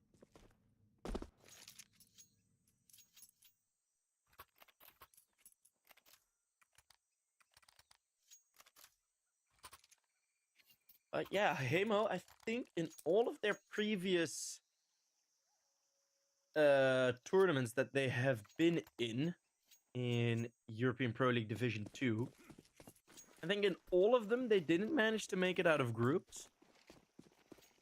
If I'm correct, which would be a pretty devastating statistic if actually true. I think it is actually true. Struggling to find the other tournaments that they played in. As it is a nice opener from Dodgeville, as the AK spray is putting down a lot of pressure on these guys on the B bomb side. So Donut evacuated. Cave. Need help at the edge, peeking out way wide, giving Spargo a nice opportunity for a lovely triple. That all facilitated by Oppi. Really sprinting out wide, dragging the crosshairs with him. Spargo, the classic reload peak. How does he? Oh my goodness, so many mistakes from Heimo. Just throwing away that one-man advantage. Another flank coming in, yeah. Yep, not red yet, but he is going to be falling back. No opportunity here in the 1v2. No defuse kit either, so, I mean, that is just... That is, an end round riddled with mistakes from Heimo, and Anonymo take there first.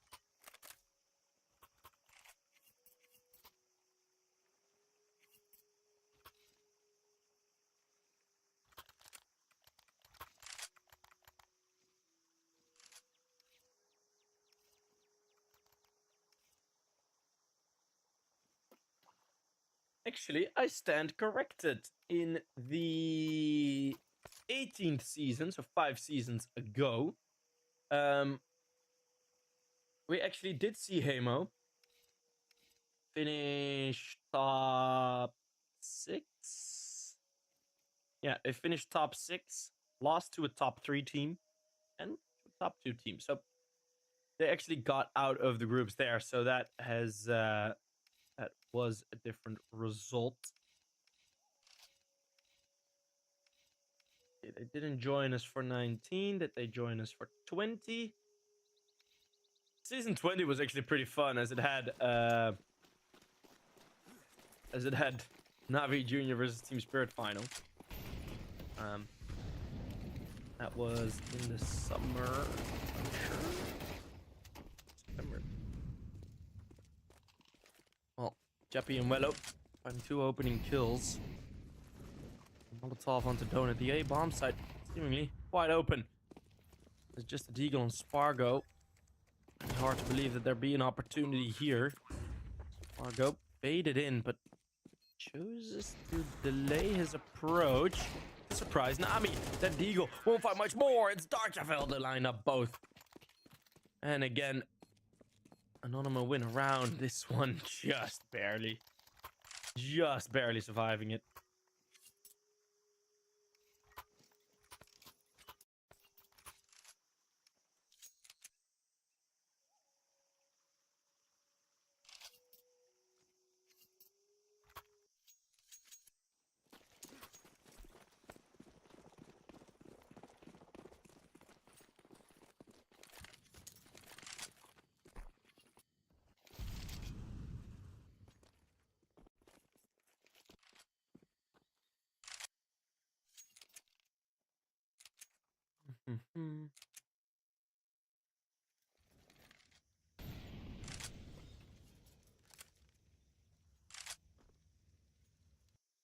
Two T-cent rounds. Pretty scarce victories. Scarce is not a good word there. Pretty close victories. Thin margins. But Anonymo have managed to break the economy, and this should be just quite an easy conversion. Uppy finds a single kill, but not gonna be much more.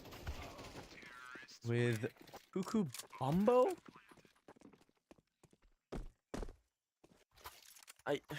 Who is Cuckoo Bumbo? Is that someone else? Like another player or not? Is he standing in for Malavi, or has Malavi just changed his name? I'm very confused now.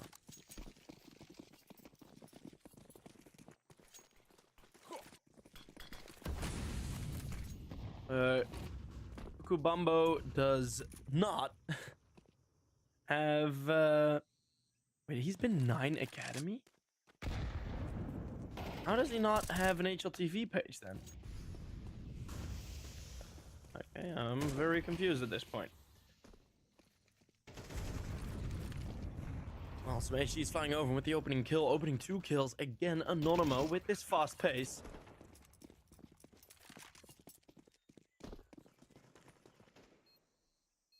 Already quite deep into the A bombs. It's gonna be a save prompted for Heimo. Okay, I have found out who now. It's Bambosh. Current team is Insomnia.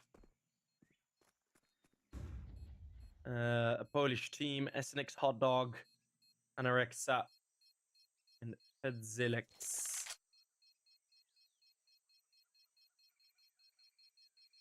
So that is where he's currently playing in. So he is the stand-in for Malavi, I am understanding at this point.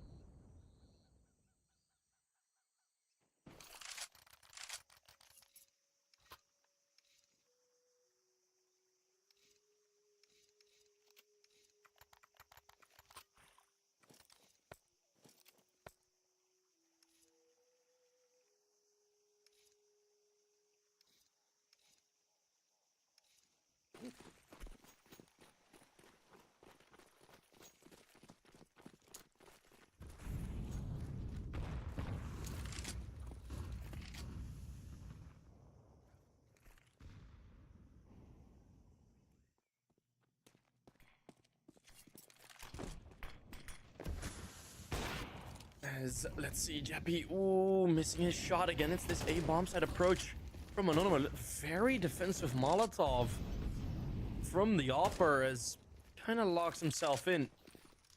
That nade's gonna do nice damage as they are gonna approach this donut position. And Anonymo, they are just calling the same strat time and time again, and it keeps working. Flank coming in. OP looking for effectiveness. What a turnaround from Darcheville.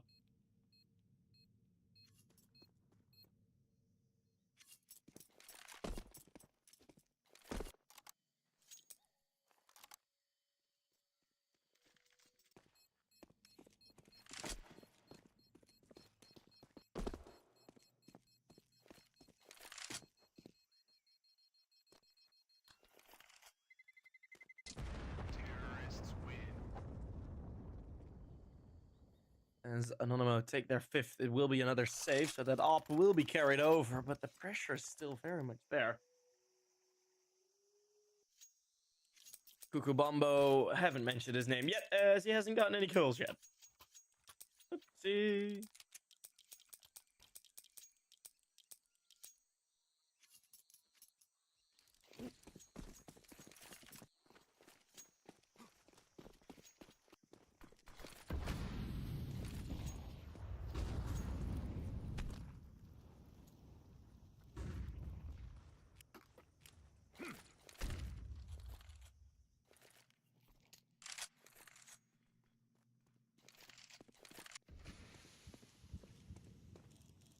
Fargo, seeing the shadow, so can he get ready? Ooh, another missed shot. That op missing its first shot has been crucial. Now Jeppy, with the FAMAS this time, does find 2 kills.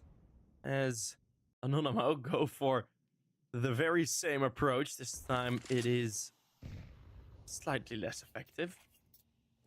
Nade nearly finds its target as well. But with these movements, there might still be a possibility. Nami will certainly be expected here by Oppi.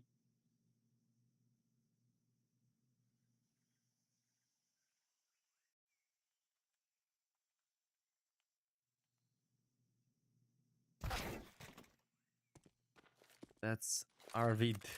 Still in lane, still not rotated over. Darcheville, kind of difficult to peek this, and he's making noise, trying to surprise Arvid, but instead he gives him the warning signs.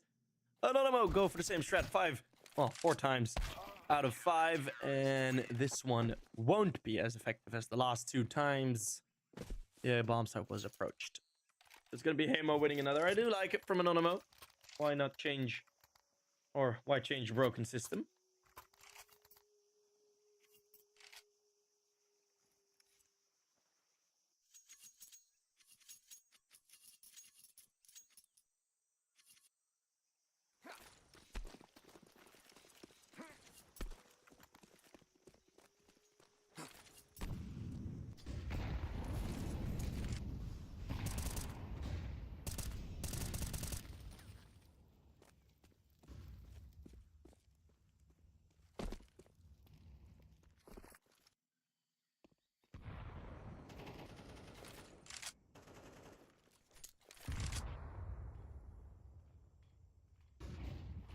Slower round for Anonymo. Looking towards the B. Looking towards the B bomb site finish.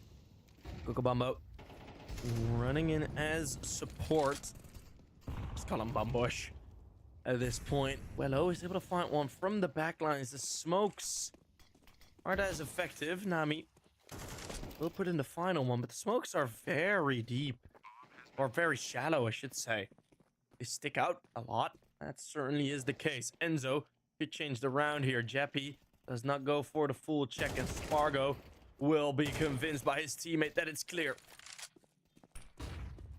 Enzo now moving in again, hoping to keep the pressure on, hoping to put this pressure down, and changing up the round. Anonymo will take another T-side victory on Ancient here. Looking good for an 8-4, maybe even a 9-3.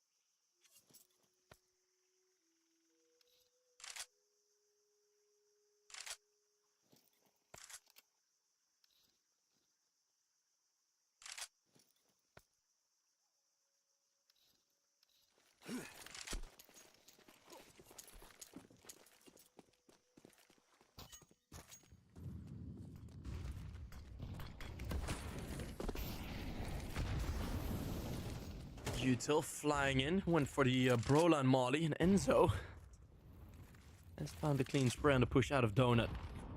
That nade is good, but I think Nami recognizes the setup. Flash here that bounds. Nami, great play. In cave for himself to make it a bit more likely. The stray forces Arvid to move, and this is looking desperate from Heimo on this defense. Anonymo looking great here.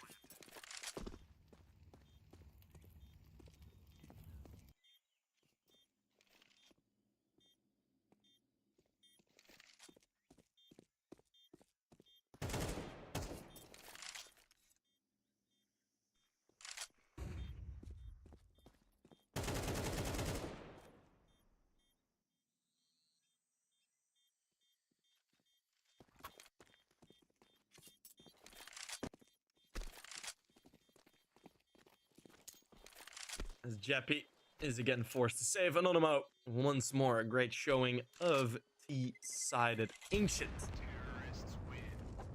Some very little doubts. Very little doubts you see in Anonymo as they are playing in here. As soon as they pick a strategy, as soon as they decide to go for something, the execution usually does have very few hiccups.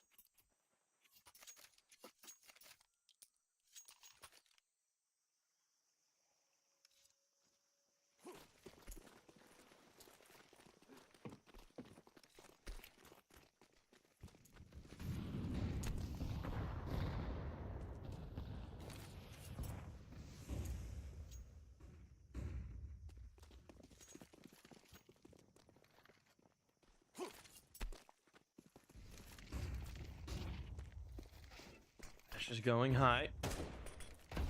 Argo is already under a ton of pressure. Again, this A bomb site, the weakness. Heimo just not changing up from their defaults. It's Judy with a double kill on Molotov before we enter into the 1 versus 1 from Enzo. He's been on fire, and Wello's had a bit of a tougher time.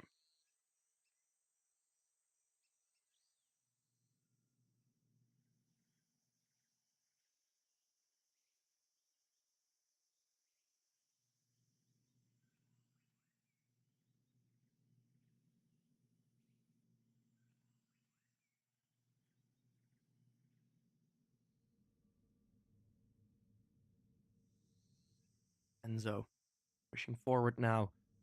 Wello seems to be clear of where he's coming from, and there we go. That's the headshot. That's Heimo winning their 4th to the chaos amongst the A bomb site. Full instant rotate, and that is going to be enough.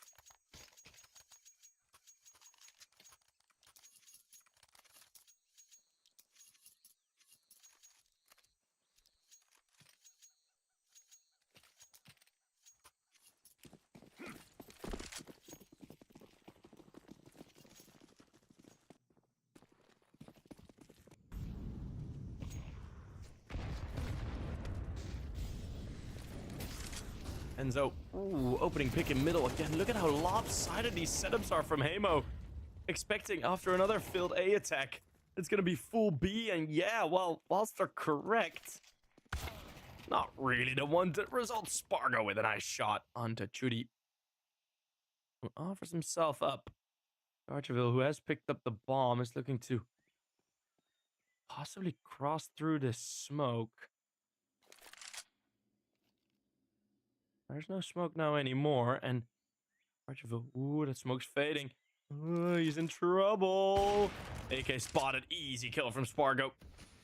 Archiville just unaware that the rotate had already come through. And that's the bomb. That is a bit of a mistake on the play there. And OP with the picked up AWP will in the 5th for Heimo. So a 7-5 half, which is a decent recovery for how bad it looked at some points throughout this first half.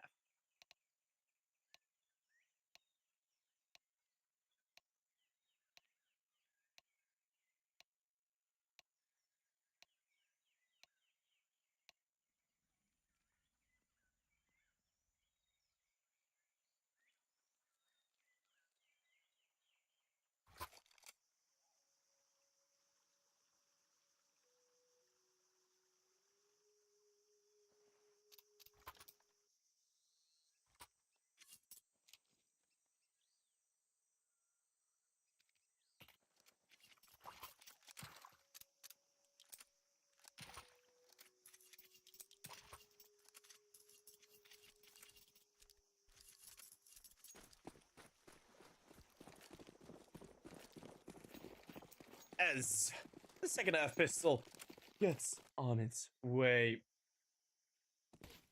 Who is Kukabambo? That is Bambosh, Polish player from, I forgot the team name now.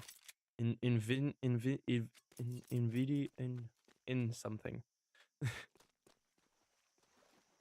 Varg is going to rotate all the way over towards the B bomb site, shown some presence, but with that spot, they know exactly what's coming. Quick stack, quick flash to delay even more, but Arvid with the long range. And the damage being taken by the T side will be unaffecting their aim.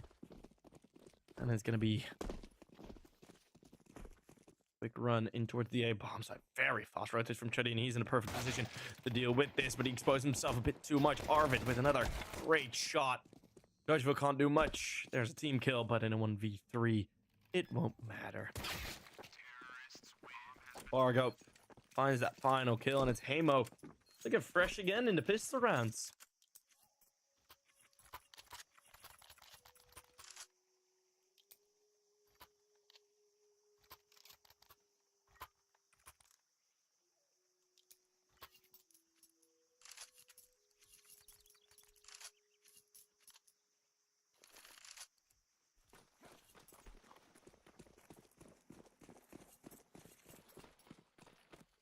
Anonymo, in terms of firepower, have a couple of weaknesses. I mean, Bambosh, or Bumbo, and Nami have not gotten the greatest amount of frags, but that might change all here in the CT side. It's 2 kills in total. Nothing really to write home about.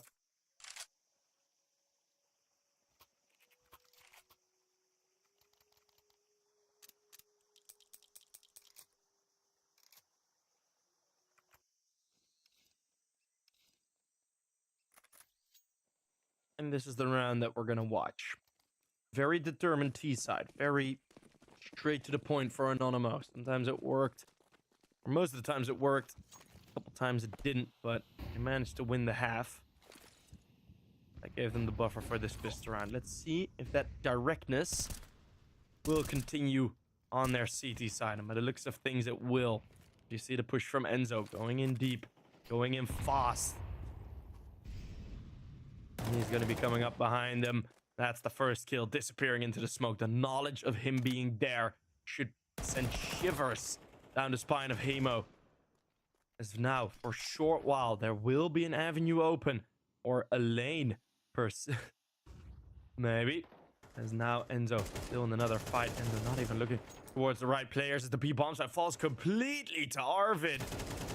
It's Bambosh with only one, and Heimo deal with the rest. The CT's full to hold as Enzo comes in from the flank, but they were holding a bit too long.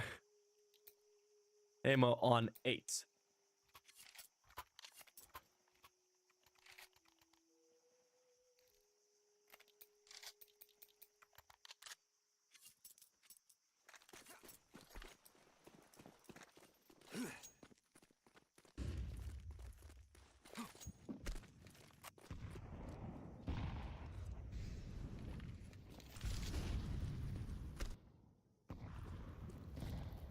Heimo doing enough in the first half to stay alive, and this good start to the second half is making them all of a sudden the favorites and in the lead as Arvid with one more kill.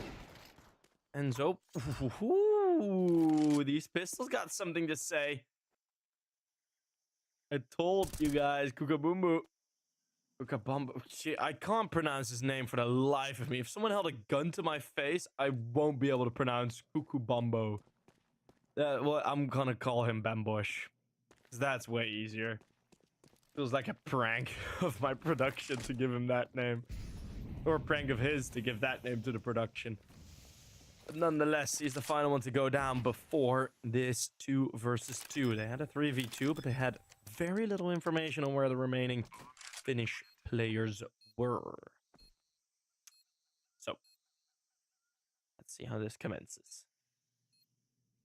One player in Donut. They're going to double up in Temple.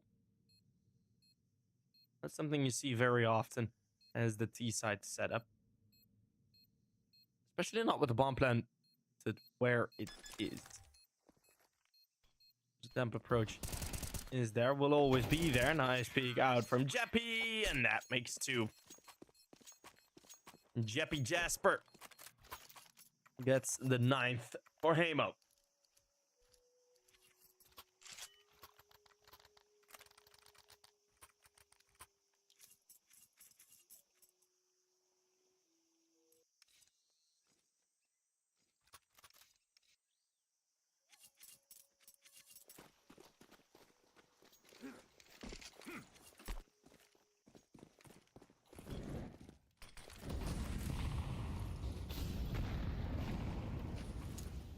Yeah, the Insomnia team.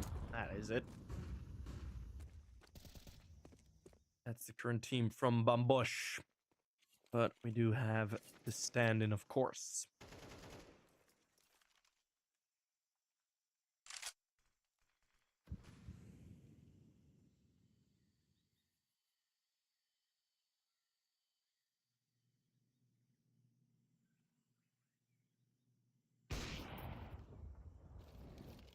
Attempt from Spargo to take down Enzo.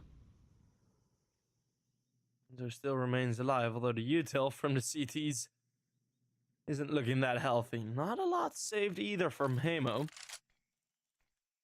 A lot used for this map control, and the remnants will be used for it as well. Oppie trades with Enzo in middle, and then Bambush with double play moves out of donut. Let's see if Jeppy can fight back from within the bomb side. They line up for him. As that was a beautiful flashbang and a beautiful double peek. Not the wished for results for Anonymo, and that might be the destruction of their round. Might be double digits for Heimo.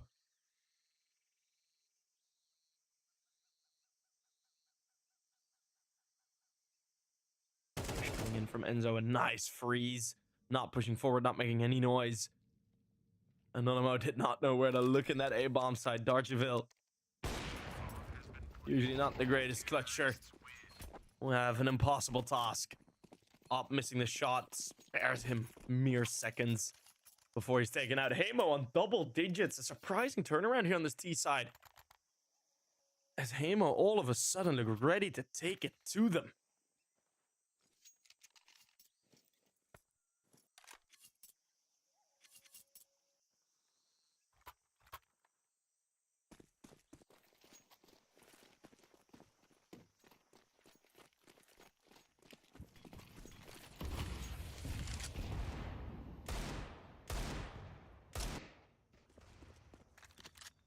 Lighter buy from Anonymo. 11 looking likely if everything goes according to plan, which nearly didn't happen.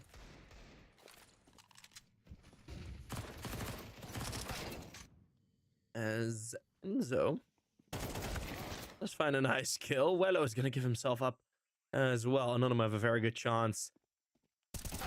Take some revenge here. Oh, what a peek from Darcheville. 2 versus 4 now. Still the utils there. The weaponry not as much on their side as it was previously, but in the smoke already, Arvid's going to need to do a lot alone. That's the first. The play through the smoke will not yet be made. Spargo holding a flank that is never coming. Close range. Fight the molly. Oh, it's Arvid to peek, and the nade blowing open the smoke. A 2 versus 4 played to perfection from Heimo. The spray connecting Arvid, getting himself up to 15 kills.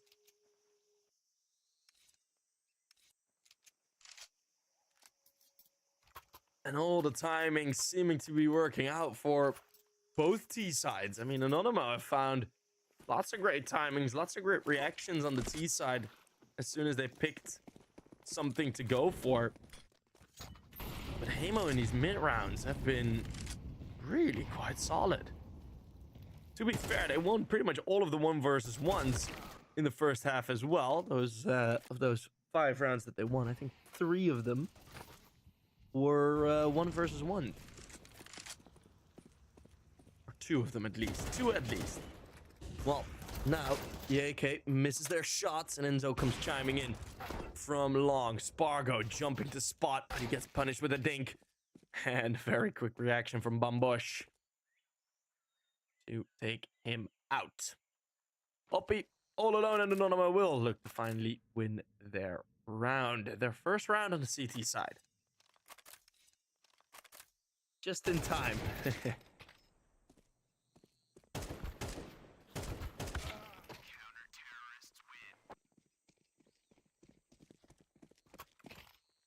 As there we go, 8 on the board.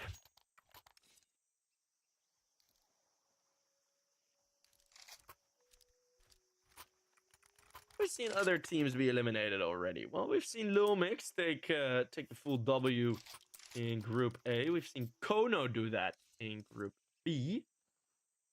Godsend is playing. Pretty.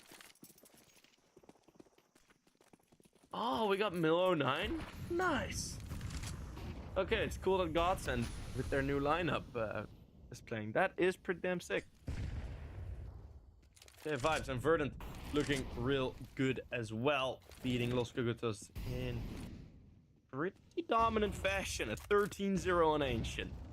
Well, at least have a bit more of a competitive map on this Ancient as Spargo finds the opener. Let's see if there will be a conversion possible. It's the A fake as the B bomb set now gets approached. Darcheville finding 1, kills all across the map. But these double flanks, Chudi and Bambosh, they are very close. And if both kills come through here, this defuse will be stuck. Look at from how far away they have to come in. Jeppy needs to run out wide, gets hit, gets delayed. Will the kill be on time?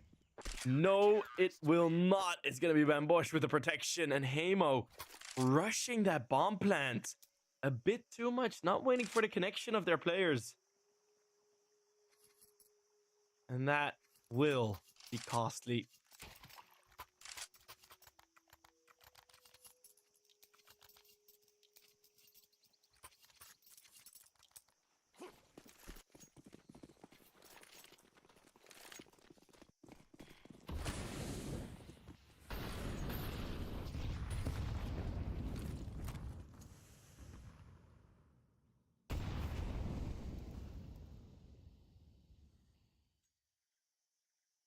Yeah, a bit too much of a rush. Nice idea from Heimo, throwing the fake.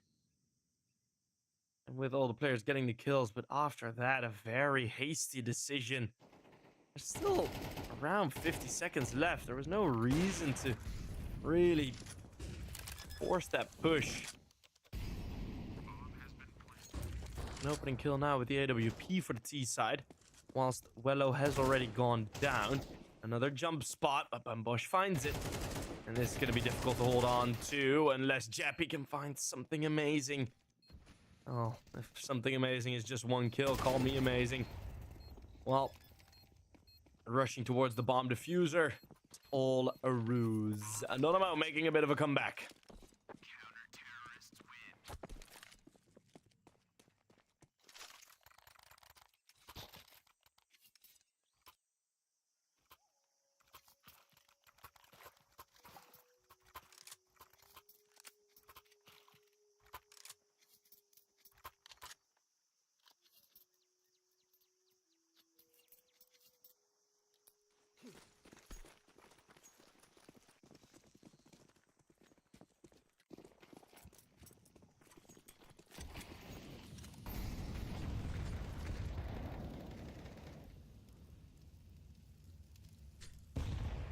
To 11.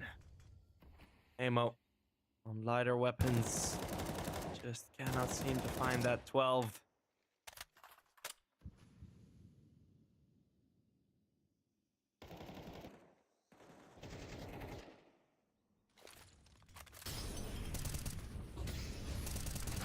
Darcheville, full blind, goes for the spray. The gun's empty. And there's not really any help. Close range now. Ooh, Jeppy finding 1. Nami's still on the bomb site. The Mech 10, ooh, it goes dry.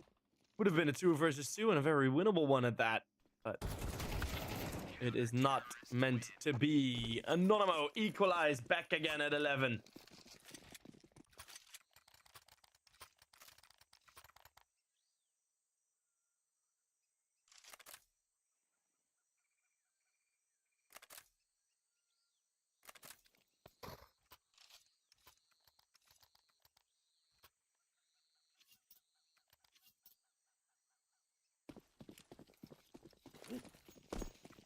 Excellent smoke from Chuddy.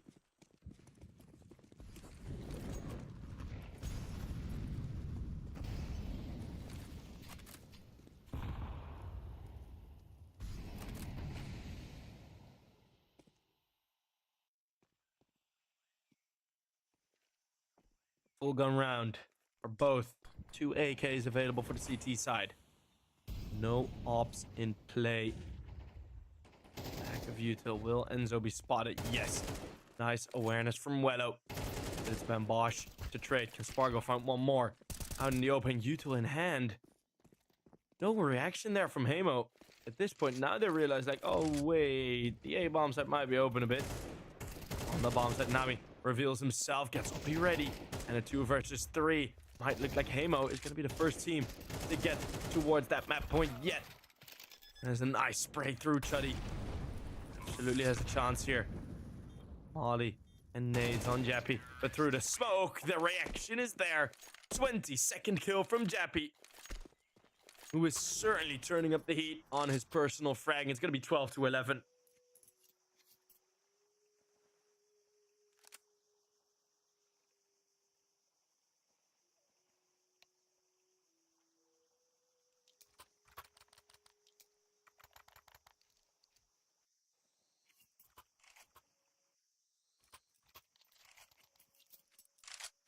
Heimo might be able to close Anonymo's map pick out here. And that would be the second time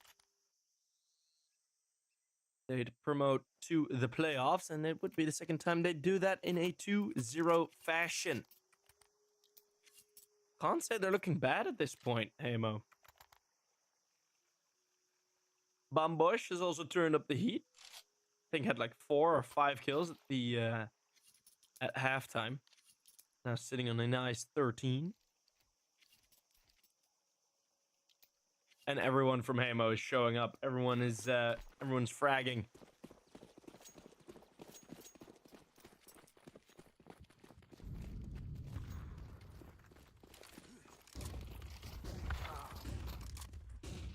It's flying high, flying in. Bambush from the flank. That's the bomb dropped. And it can be retrieved. Oh, I'd say get that baby down as soon as you can. Sprays through the smoke. One player coming out of the B main. And well, Wello holding down the flank, wanting to switch weapons, but doesn't want to reveal himself. It's a spray through. Wello gets baited in nicely. It's a 2 versus 2. And out of cave, Juddy comes. Arvid in the bomb site. Molotov will spare him for the time being. Judy will check it. Deep corner is the only place he could have been. And the Mac 10 will be body blocked. It is going to be overtime. Heimo failed to close it out. And that is going to be more rounds of Ancient.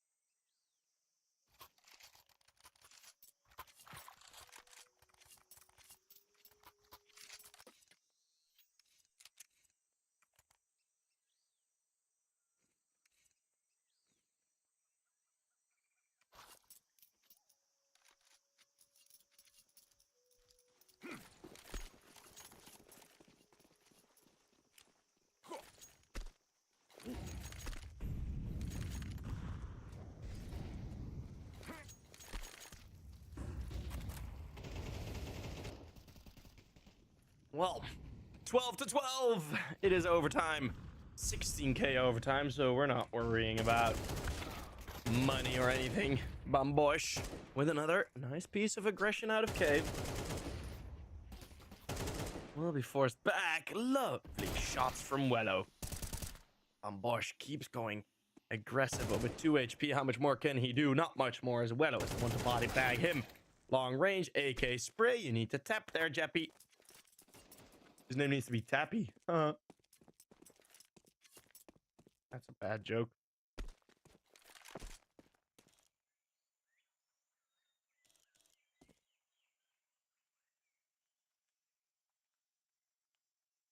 As Spargo, with that AWP, has himself a 1v1.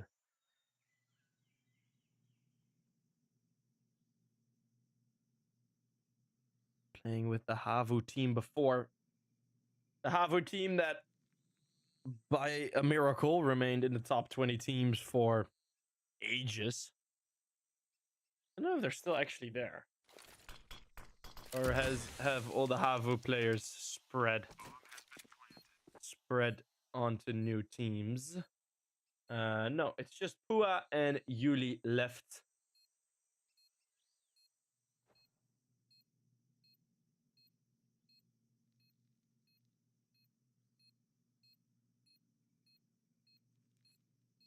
Fargo was in the team for a very short while. That's a very old picture.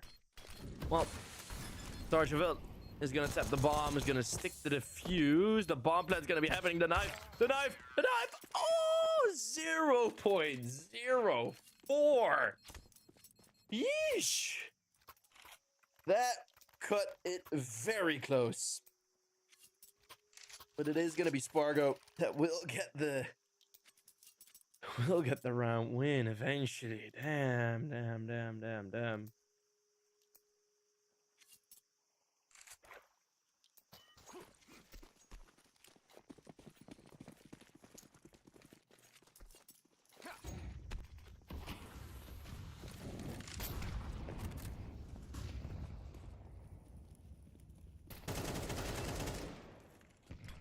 Arvid and Wello dealing with that mid aggression. Archerville is on dualies. Okay, he has picked up an M4 now. Okay, well, slightly confused, but I must have missed something there. He probably dropped his weapon right before, looking for an AK or something. As the nades rain in 2 versus 3, Heimo looking to get 2 round wins on this T side. Spargo is going to be pushing out wide. That flashbang, oh my goodness. Oh, boys. It's not, I want to flash your teammate. You probably get the call, guys, flash on me. I don't know why he sounds French, but yeah.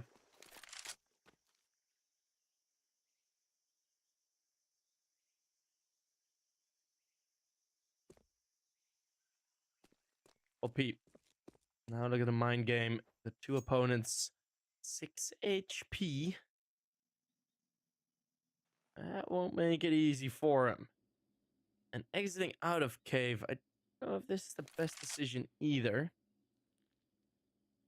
Let's see if we can find Bumbush. Get the taps, but that Molotov will rain in and will certainly destroy him. And if not the Molly, then Bumbush, who is jumping from happiness. It's gonna be Anonymo that will win the 13th. Them as well.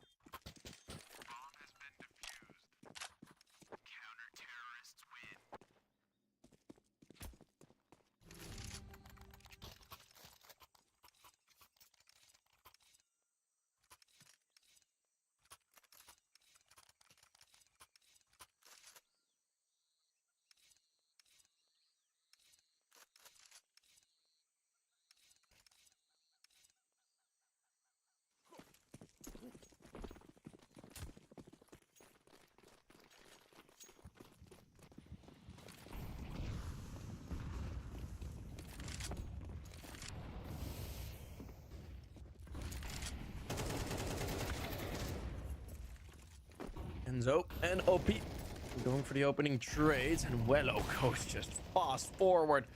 Ooh, op shot barely misses, but they need another smoke for Donut. Can't let that sit and bake. That CT defense, Heimo for a different approach, but Nami is super ready, and all of a sudden this entire plan is falling apart.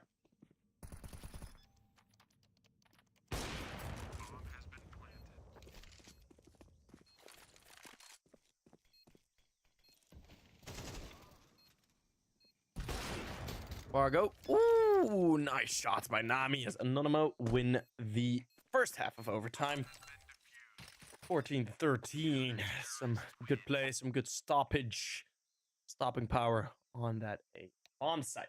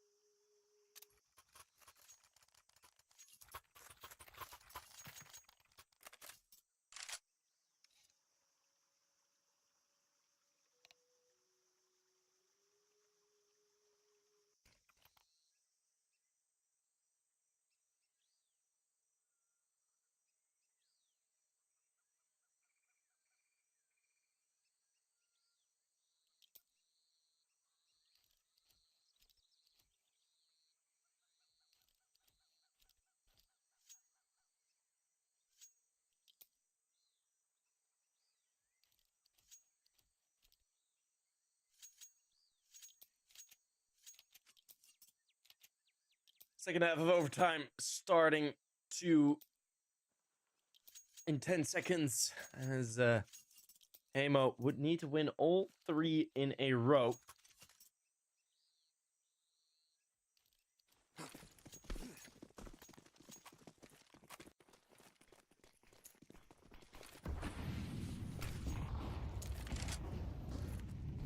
Anonymo will have enough for just 2. Or if one team gets 2, Heimo gets 2, and Anonymo get 1, we'll go for more overtime. Fargo plucking Nami out of the air, but there's a quick trade. Trudy trying to get in close.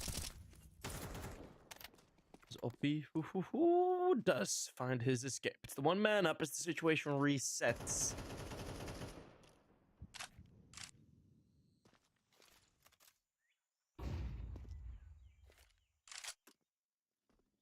Nice stereo flashbangs there. Fargo. Hoping to have Enzo just walk into his crosshair. Oh, Spargo unable to defend his teammate. Able to avenge his teammate.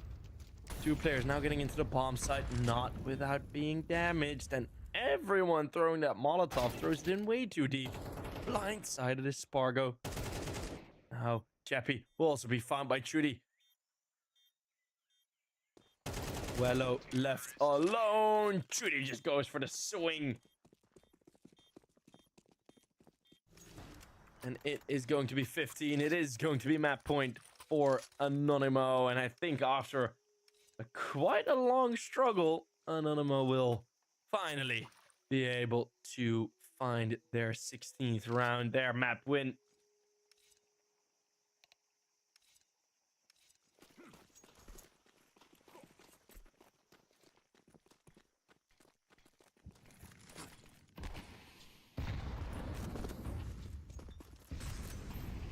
Nice nade landing right onto Wello.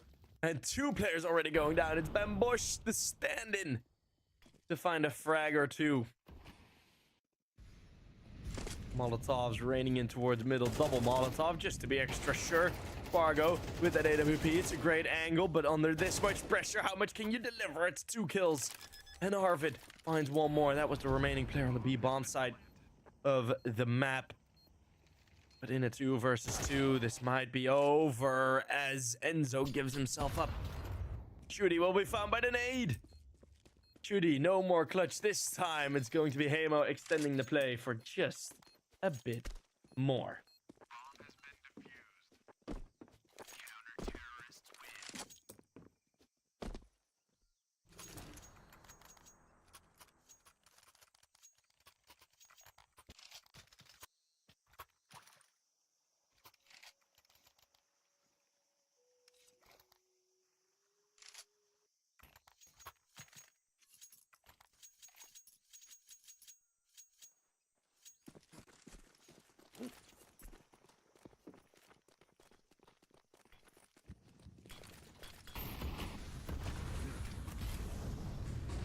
Nice flashbang play in middle. Let's see if Jappy can find some success with it. As they pass each other in mid. It's gonna be 2 kills. Oh, it's gonna be Heimo mowing them all down. On their CT side, it's looking like first overtime won't give us a winner yet.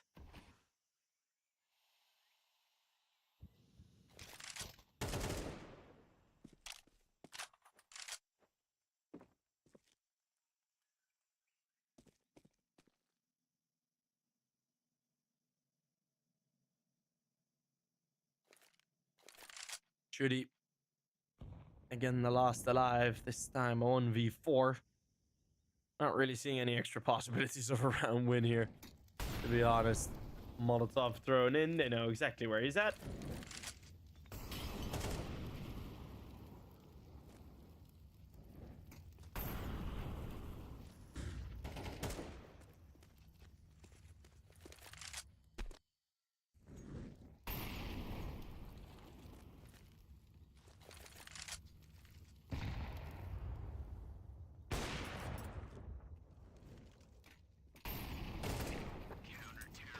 And there's the final kills. Judy not able to find anything else.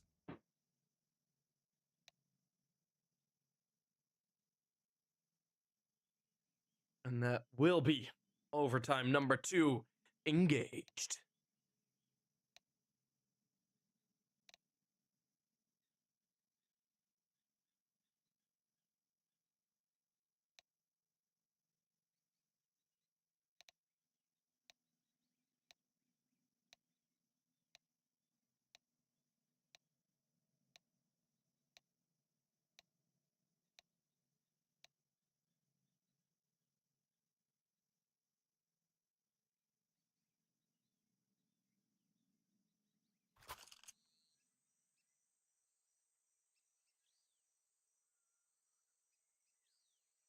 Are we ready, kids? Aye, aye, Captain. I can't hear you. Aye, aye, Captain. Overtime number 2. Something, I don't know. Well, we're ready to get it going. Let's see how this one will start off. Heimo now looked pretty okay on their CT side, actually, on their second overtime attempt. Arvid now finds another opener. Nami not having his AK at the ready is going to cost him an opportunity at a kill.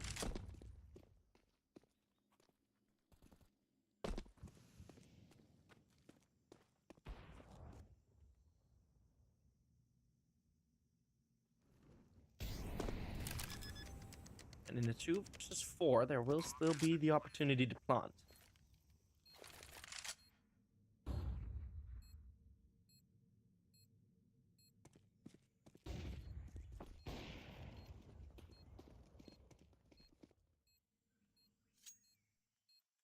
Fargo finding one more, leaves Chuddy in a 1 versus 4. So we start here where we ended before. Maybe Chuddy gonna have an extra chance. Now it's gonna be 1 kill on the spray, and then he's gonna be peppered down. Suppressive fire.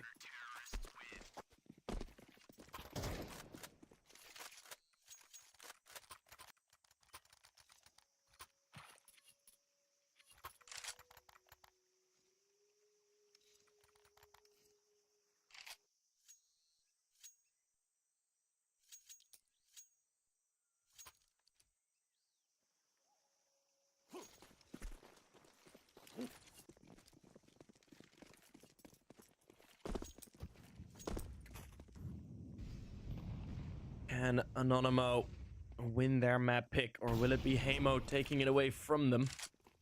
Heading into nuke, that would be a nice advantage. Flashbang a bit late from lane. Bombosh, 23 kills. I remember he had a slow start. He's cranked it up to 11. Well, exposing himself, is ready with the escape, but just not leaving too many margins available. There's going to be a fight commencing at B. Oppie ready, though, for it. Opie, again, a great play on B. The timing is wonderful, but he just whiffs the spray. A 2 versus 4 and a free bomb site. Feels like last round, but Ambush this time is a bit earlier with that opening kill. The nade bounces awkwardly. Flips the edge, doesn't really get a kill.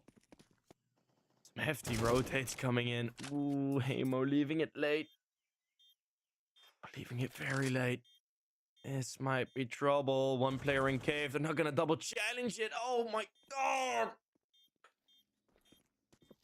Oh, yeah. What are you looking at, Jappy? Just... oh my goodness. In a 1 versus 1, still Spargo may be able to save his team from embarrassment. Why not go double cave? Why not? Oh. You see Jappy like look back on the minimap like, oh, was that the plan? Oops. I mean, that is, oh my god.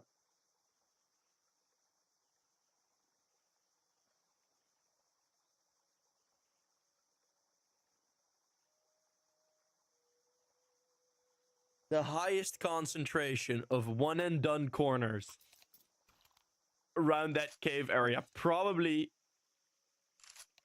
in CS, just in general, right?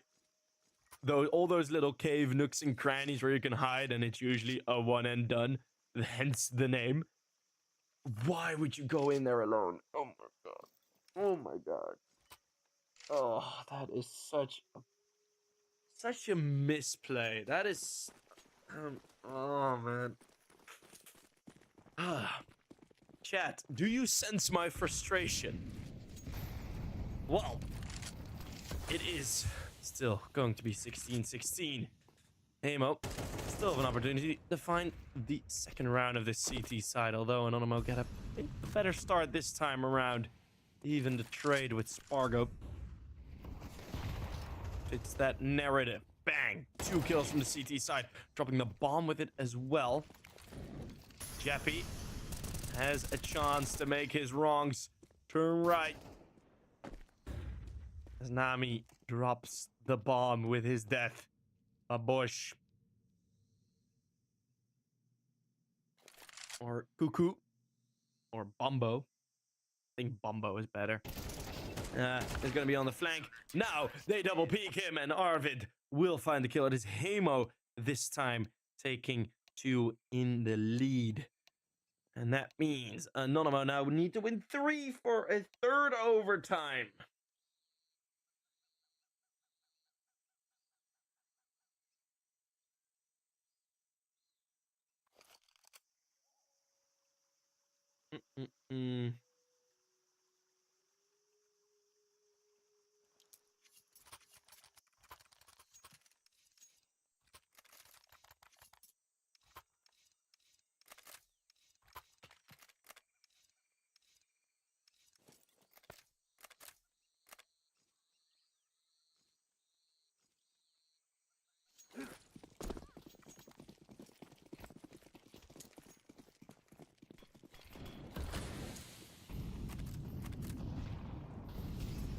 Well, let's see. We switch sides again. Heimo's T side. It looked pretty alright. As now Opie. Opie did get that spray. But it's Enzo with his HE and his M4 that will find himself a double kill. Argo and Jappy. Again, this duo. And Jappy do some more here. And he this time play with his teammate together. Well, it seems like they are sticking together.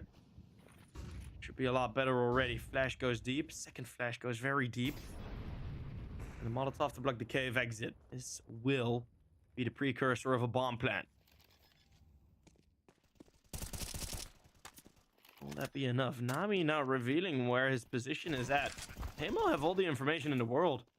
Jappy, he will be damaged slightly. There's also still an HE left in his on his belt. Fargo not comfortable yet, not really knowing where to position himself. And Enzo will be the one to punish. It's going to be 17-17. That looked very uncomfortable from the opera from Spargo. He didn't really know where to put his position. You saw him like reposition, I think like 4 times in 4 seconds.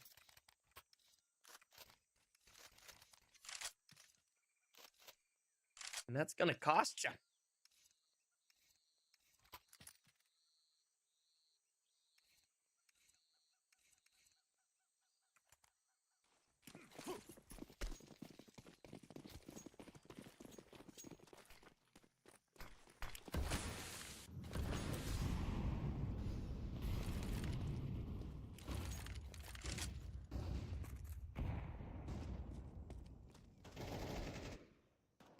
Enzo going aggressive. That's full B lane control and an extra kill in middle. It's looking like Anonymo will take another lead.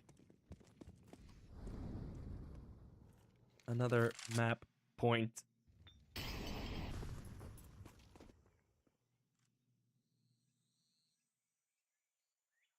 A 3v5. This flank from Arvid. One of the better players on this Heimo team. This could mean a lot. That's the first kill. Now 3 players are stuck in Donut. This is such a heavy load. Can Anonymo take... Oh, can Heimo take it?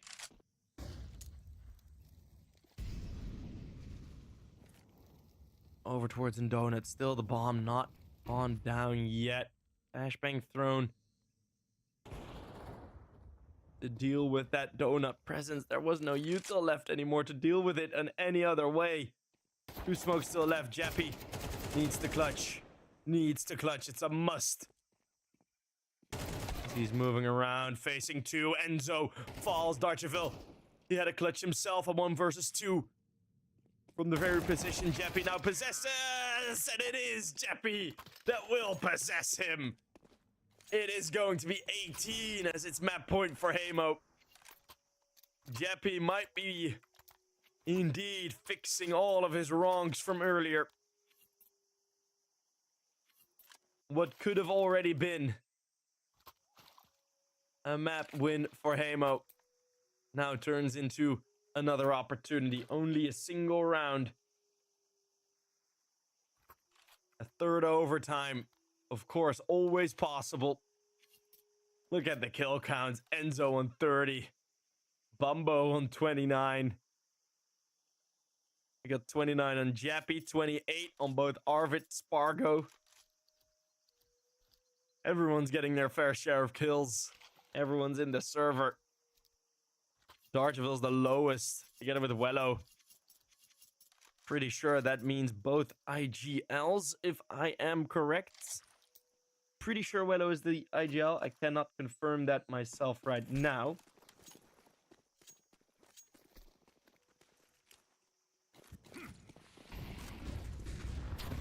But they're both around 20. Will this be Heimo's opportunity? Wello is going to go first full blind.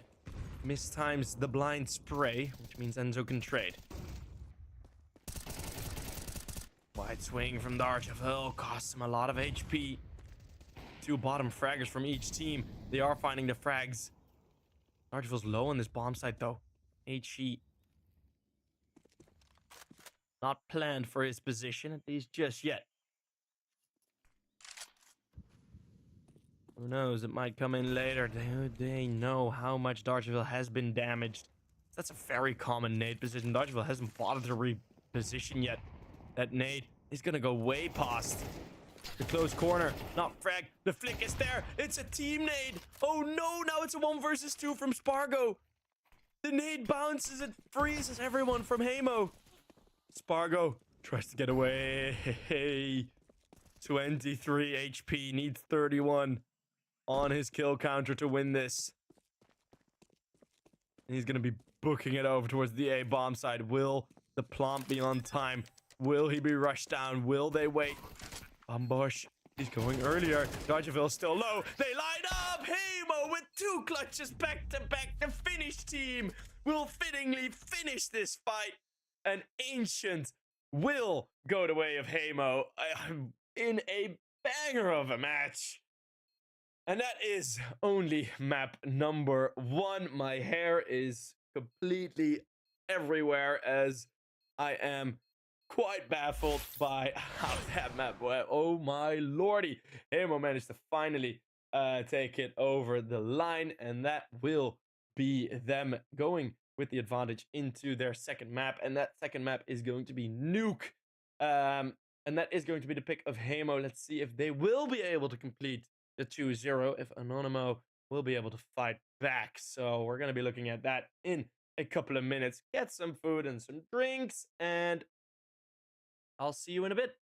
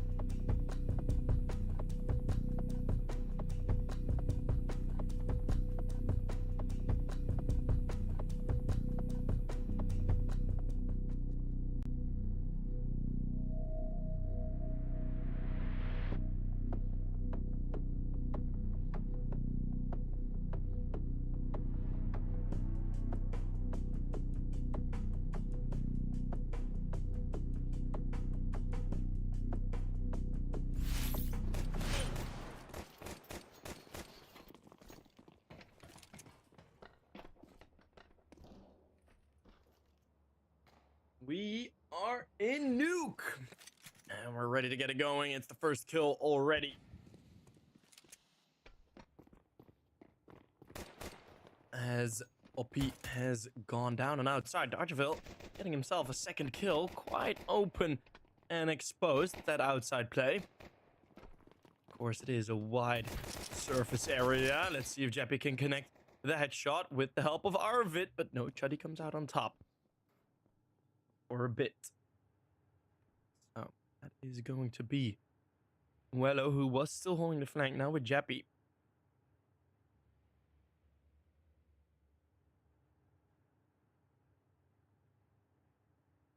Looking to make some moves.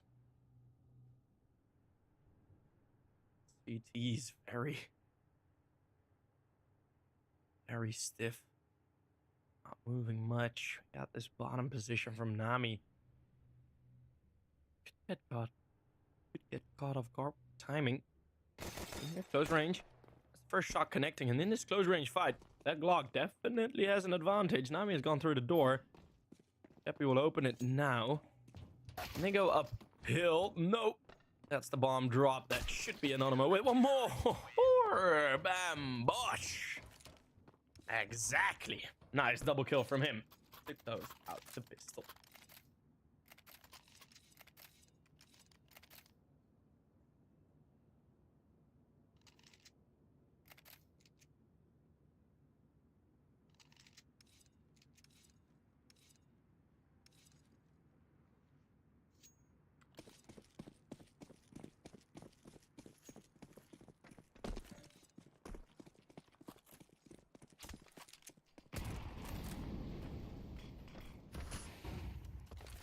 As Heimo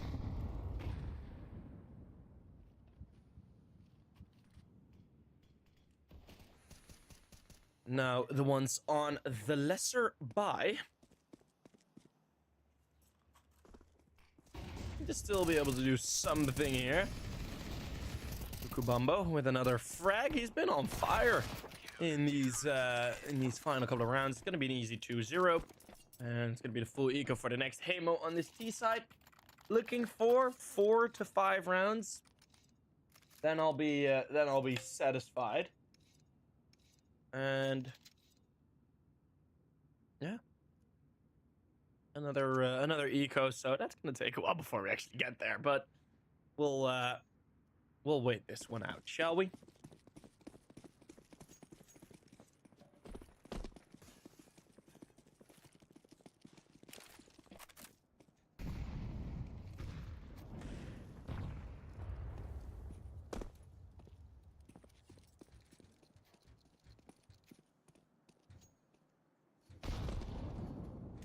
Enzo gets one with the nade. That should be the easy cleanup. Only Jeppy alive. Not even that much util wasted. Don't exactly know if that was the plan from Heimo, but I don't think Anonymo would have thrown a lot. That is a bit of a change up with Nuke compared to other maps, is where you can be quite alright if you're reactive to T-side ecos or T-side half-buys. You need to react quick, especially if it's a force buy or half-buy, but especially in rounds like this. Usually you see on maps like Mirage, you see them like, yeah, I just kind of still want to get the, still want to get that util out, still want to put that pressure down. Not that much the case here. Ooh, nice nade, Jeppy. Don't need to necessarily be that quick to the angle to offer up 50 HP.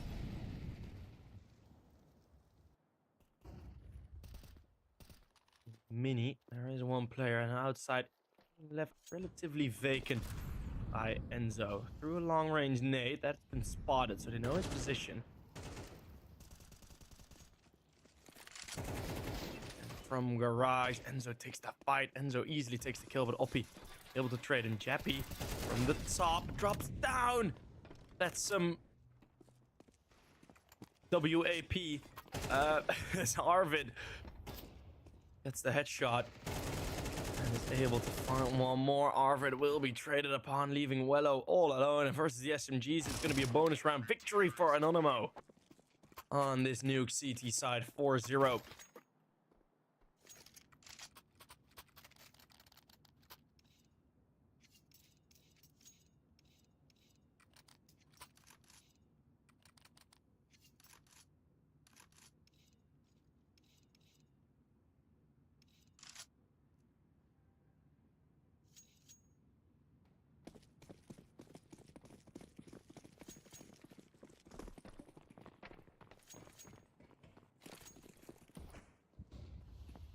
So, again, the Tech 9s. Seen Heimo get a bit of success with these. Just a bit on Ancient. Let's see if it'll actually help this time. Molly thrown in. Nami farms 2 as the nade blows open the smoke. It's going to be free kill. Free kills for Nami here at the bottom of Secret, or top of Secret, rather. Hello. Bum bush. I'm starting to like this kid. I'm starting to like this bum bush kid. Flying in with the M4 to trade the kill.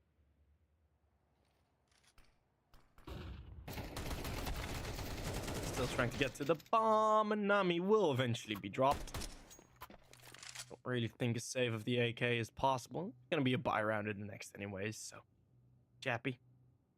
Good. Go for a bit of a clutch attempt. There's gonna be a bum bush. Very easily dealing with it. Bumbo. With the nice frag.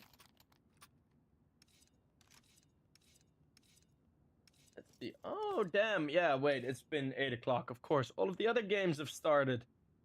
All of the Challenger League and all of the whatever else. Frost and Fire, South America.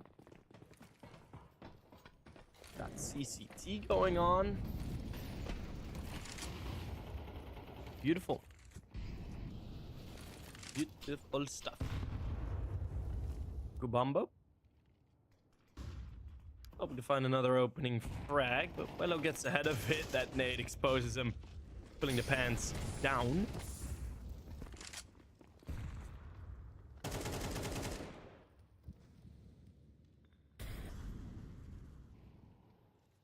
Heimo are struggling to find a foothold in these nuke rounds. Lots of presence from Anonymo on the A bomb side, usually quite quickly as well. So it's going to be difficult for a rush, as you'll probably have to deal with at least 3 members on the rush. Like, it won't. There's a very small chance that you'd be able to cut off only 2 players at the A bomb side if you decide to rush in, being Heimo now. Yeah, that's. I don't know what the problem is at this point. Actually, is really what the problem is at this point. You're not really getting through anywheres. But yeah, Chuddy in the bomb site, still the 1-man up situation. Running in dry contact play with a man down is likely to fail. And that is exactly the result that we're getting.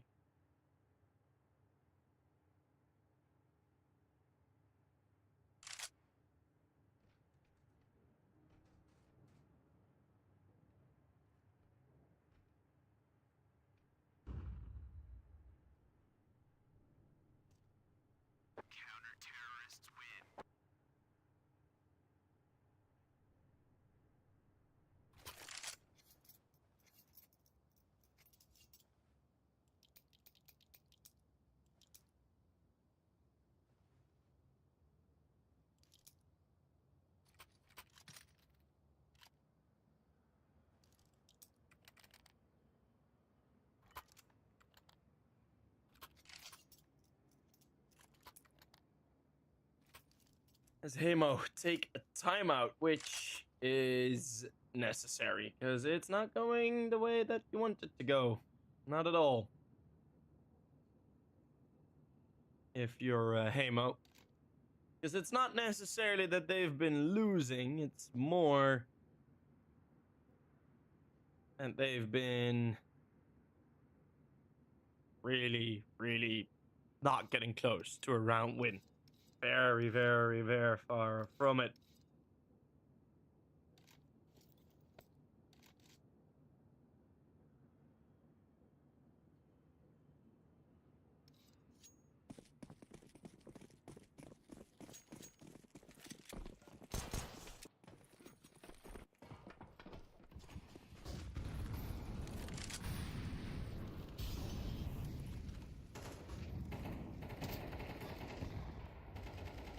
As OP. Ooh, nice double opener. Finally, this A bomb site rush. I was waiting for it to come in. But then there's a lack of util. So much still left on the CTs. They just can't throw that extra flashbang, can't throw that extra molly. It's just simply not available. OP has been able to find one more kill, but it's everyone's dwindling. Not the util in reserve to deal with this, and not the positions either. Wello has a CT cross in front of him. Nami right behind him. And Nami is going to be more aware. That's the bomb dropped. Anonymo. Even when they go 2 men down, even when the round starts getting puzzling, they still find a way through. Arvid, though, should find this kill. He will. That means they know where Nami is. They don't know where Enzo is. And that's going to be a beautiful rotate from Enzo again. This is so good from Anonymo. That play from Nami completely set up everything for this 3 versus 3. And Arvid needs to get the clutch. The bomb is at an angle. I think he should be able to find it. Dropping the nade, hoping to mask the bomb grab, but Enzo won't be fooled by your tricks. It's a 3rd and a 7th on the drop for Anonymo. 7-0. Woohoo!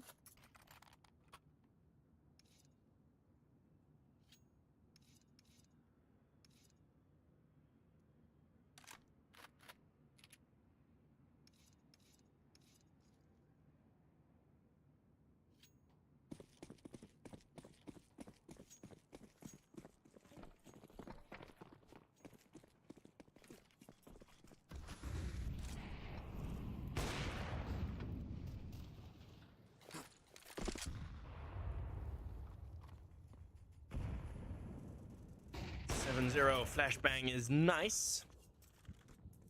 Forces him off the angle. And that does give Enzo the information that at least there was an AWP there. Darcheville can't seem to figure out where on the map he got that kill from. Seems to be on the verge of outside. Enzo can pull the trigger, but has been spotted 100%.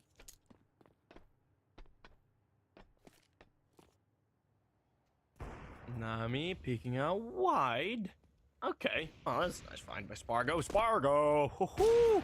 Spargo delivers the cargo. It's a triple kill from the upper. Anonymo received a deadly package. And now Heimo finally have another double advantage. The last one kept away. This time they're hoping to at least get the bomb plant and at least make something off of this round. This could be their first victory. And I said it before, they need 4 to 5 rounds. If they get 4 rounds on this T side, there's still time to believe. Spargo is gonna be falling victim. Oh, it's a 4th from Spargo. His first 4 kills in the game. Will he start his kills and instantly get an ace in the same round? Spargo is gonna be Spargo! Oh, man. Delivered, signed, sealed. Oh, that's the wrong order, but I don't care anymore. Woo! What an ace from Spargo. Damn. That's nice.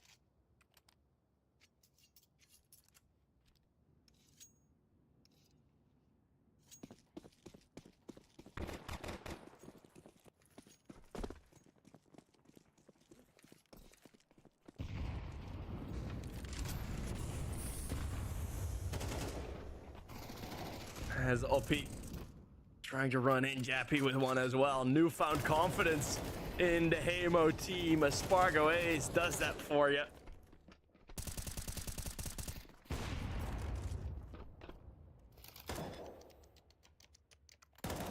One of the more experienced guys on this team is going to be Wello to find the final frag. And oh my lordy, look at that.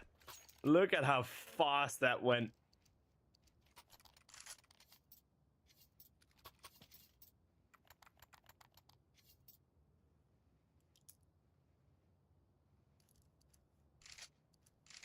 Incredible. Incredible. So that confidence now renewed. And the economy of Anonymo nearly broken. This could be 5 in a row. If Heimo keep up this fast pace, they just didn't have the confidence really for it before. But now they got the util. Now they got the confidence to be a bit more in the face of Anonymo. Let's see. Can they get a bit more ballsy? Yes, sure they can. They will be out already, but Wello will be stopped. Arvid will be slowed down. That nade's gonna blow up in the smoke. Expose one more. The nade plays from Anonymo have been good on that squeaky door. And tutorial on how to crush confidence. Get a full clean round right afterwards. Jappy will find 1 kill. Maybe Nami as well. No, no, no, sir.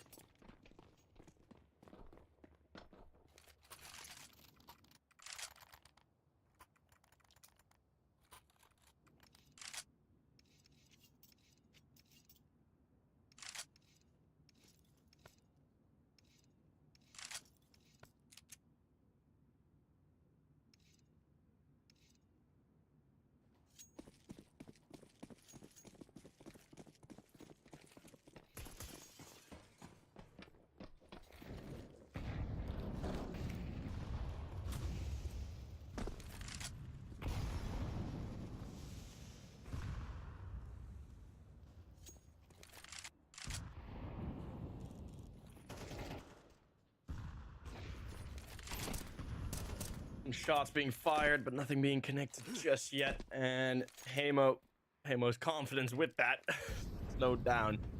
Anonymo. It does say something, doesn't it?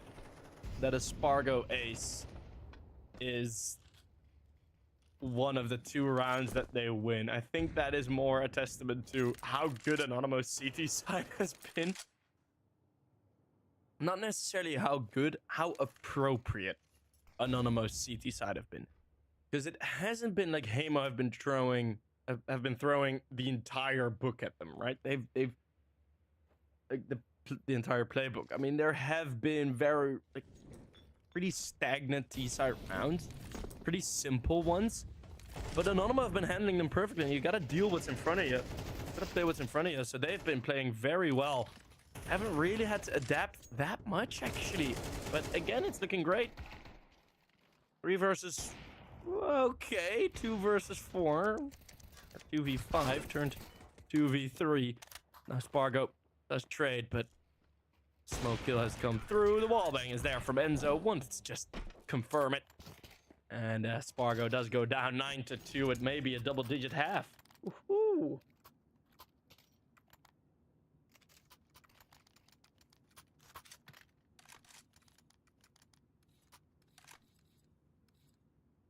Well. Are we gonna get a day with... Well, at this point, it's pretty likely. Are we gonna get a day, for me, with 2 matches that go to 3 maps? That has been such a long time ago. That has been a really long time ago. Since I've had both games I've casted go both to a 3rd map. Oh, that smoke. Nice play from Oppie. Giving himself an avenue, but now the shot's heard. Bambush. Realizing as the drop down from Chitty. Nice play. Nice attempt at least. Oppie. Position in mini is able to find 1 more kill. Darcheville dropped, and the A bomb site yet once more heavily defended. This feels like it's only the 2nd or 3rd time it's going to be the B-bomb side attack. They just haven't been able to get to this point. Door opened. Enzo looking to take some risks. Let's go close range. Ooh, how did that miss? Oh, just flew past. 2 versus 3. Heimo looking to win a 3rd. At least. think with Heimo damaged or dinked or I don't know what exactly happened there. Nope. Nami.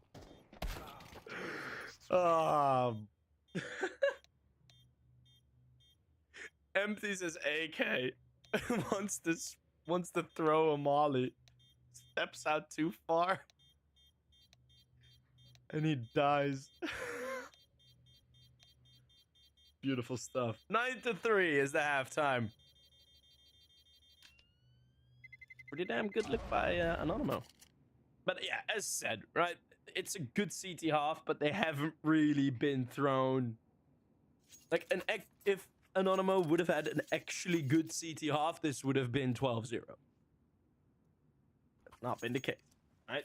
Had a good CT half, but they've left some gaps. At 3 times in total, they've been exposed.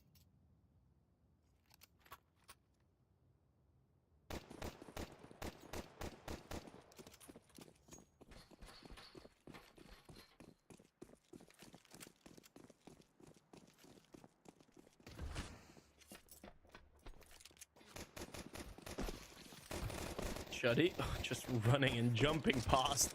So much damage taken already, this T side. This is 1 kill in return. Let's see if this bottom defender is Arvid. Well, his big, bright, bald head. Inspired by Elige, or Elige inspired by Arvid. Has scared them off, and that means at the top bomb site, the fight will restart. And Jappy long range, no trouble to fight them. With fighting them. Anonymo now on this T side. If they lose the pistol, that would mean a good start from Heimo again. And we've seen how wrong that can go.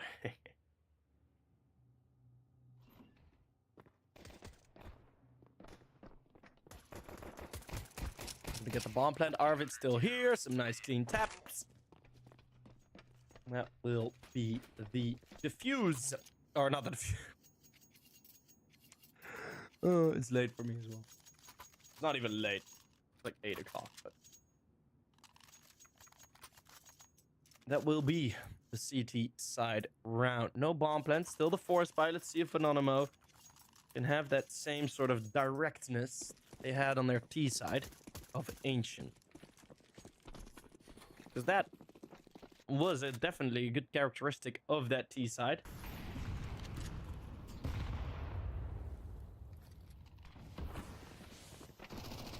Jeppy looking to get more than 1. Well, it's just gonna be 1. Arvid also finding nothing with the spray. Nami goes forward. Anonymo having some good luck in these rounds. Wello is the one returning to fire, though. As the bomb goes down, it's going to be Chuddy alone. 30 HP and a Mech 10. Well, and a dream.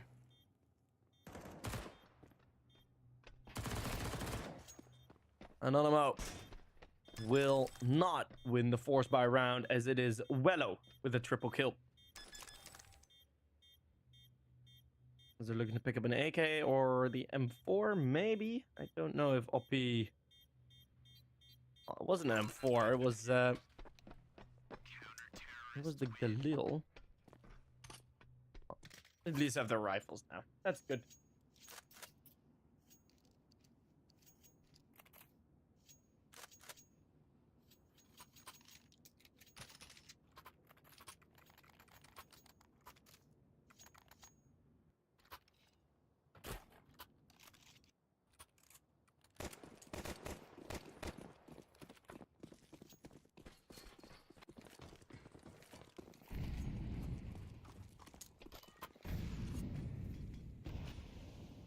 Fargo on the AWP. See the T side. Ooh, the timings slightly off. As Anonymo have... Well, they're kitted out with guns. They have 0 util. It is an effective trade, though. Galil being dropped for an op. I'd take that deal. That's a damn good deal. Now, Darcheville and OP in a fight. Opi and Chitty actually, but Darshval into the bomb site. His second. It's gonna be a 2 versus 2. Jeppy gonna be moving around. They are unaware of his position. Noise now made. Ooh, spotted as well. It's gonna be Kukubambo. Bumbo will not find anything. It's 2 versus 2 yet again, going the way of Heimo.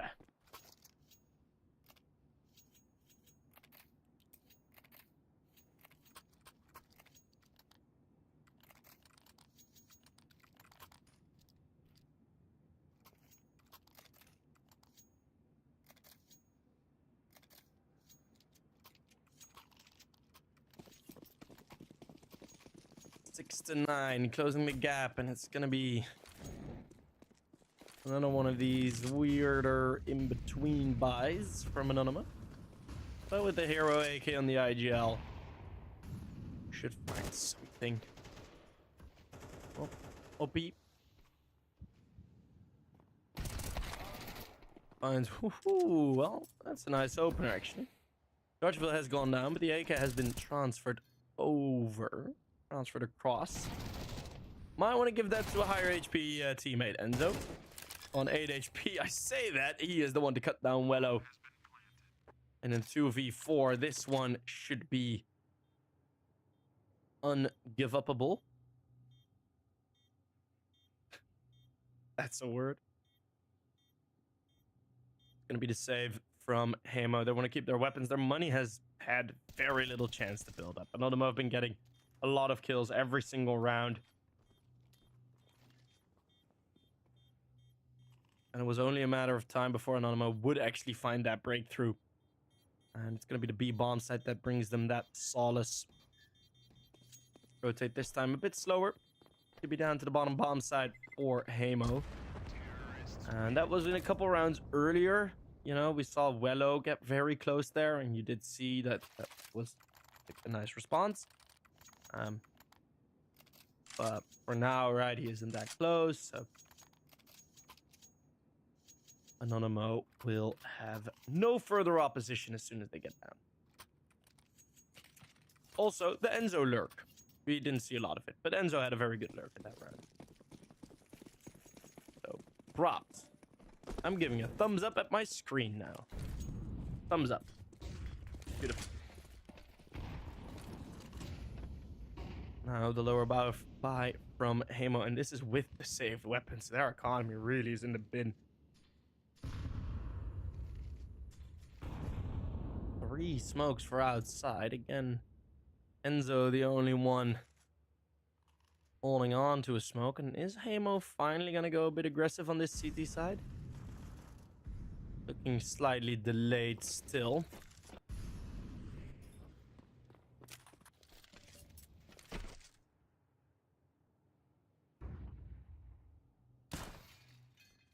But Heimo is gonna move out. If Nami gets nothing here, that's gonna be trouble. What are the doors doing? Like, just earlier now, we saw, I think it was Enzo already have trouble with the doors. OP, out of nowhere, it's a double kill? Where on the map did that happen? They were going back towards the top bomb site. Wello has now rotated back in. Anonymo walk into a trap. 2 players go down on the A-bomb side by OP. Anonymo really convinced that the rotates had happened. Gonna be Heimo stopping them.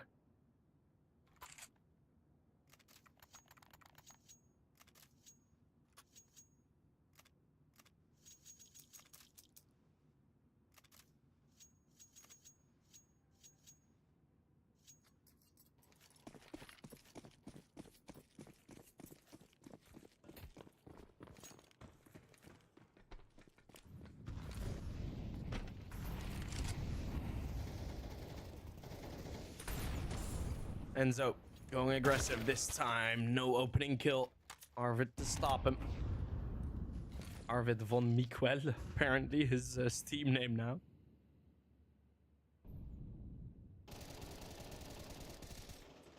He's looking so angry in his picture as well. It's going to be 2 more kills for the CT side.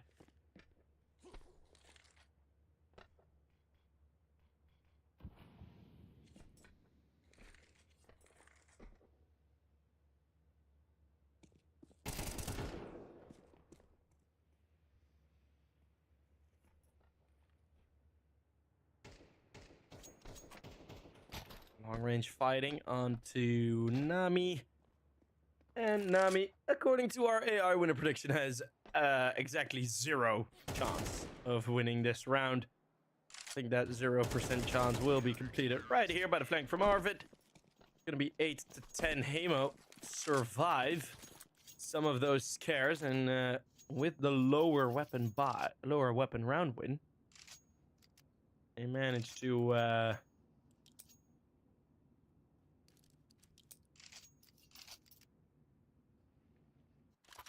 really revive their economy. Just insane.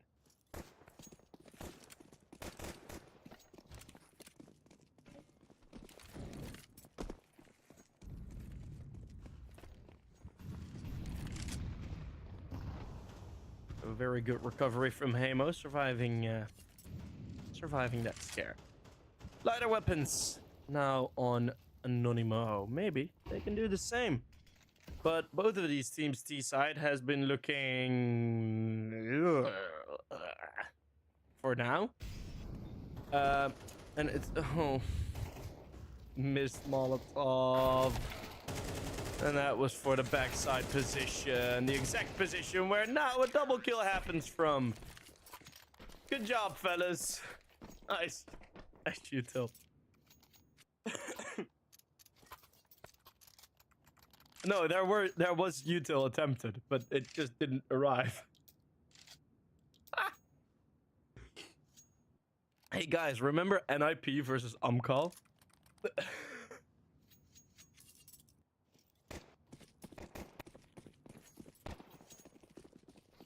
I need a phone number. I got the one for my local KFC. If you want. They got good chicken.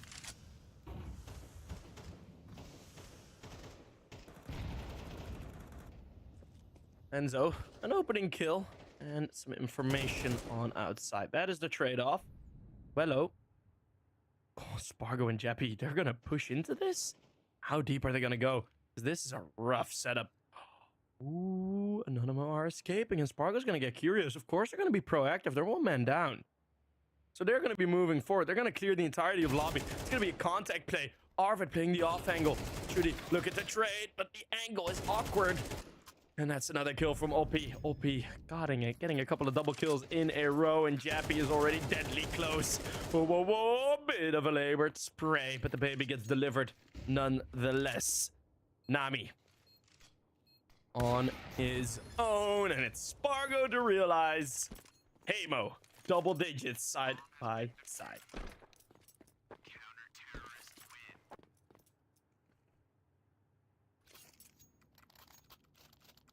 A very nice round, and I think that play, had there not been an opening kill, I think that play would have gone better. Because the others wouldn't have been that close. Like, the flank wouldn't have been that close. You'd actually have time as Anonymo to settle into that 2 versus 3, and you might have actually had a bit better of an opportunity.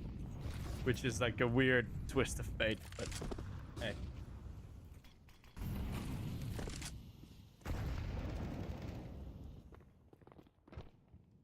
Arvid. Ooh, missed shot from Spargo.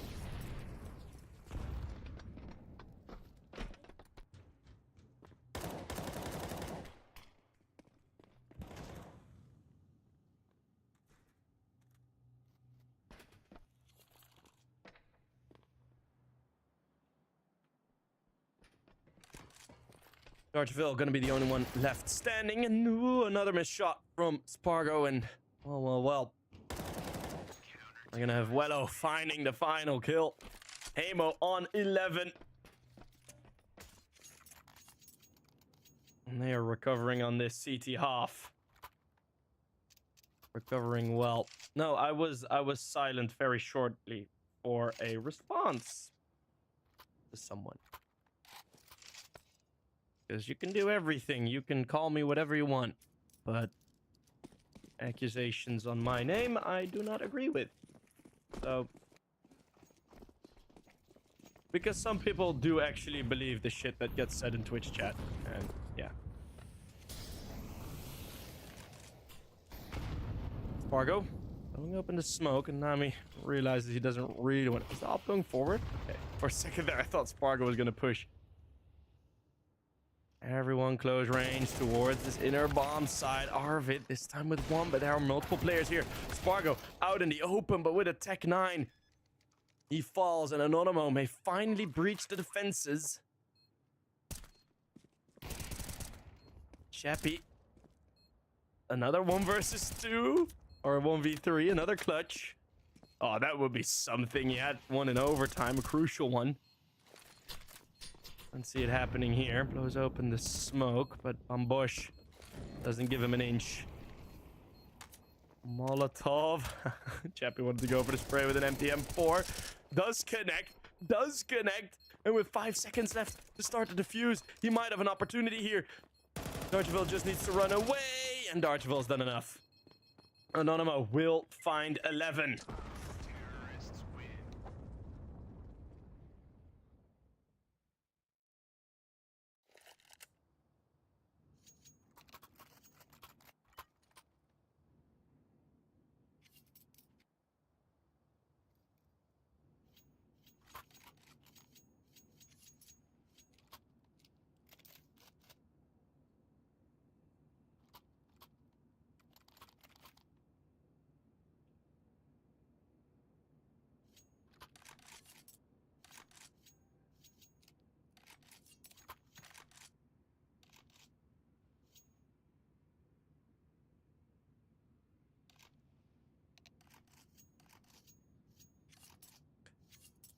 11-11. We've had another timeout. Teams can think about it a bit more. Don't know why that came out Jamaican. Teams can think about it.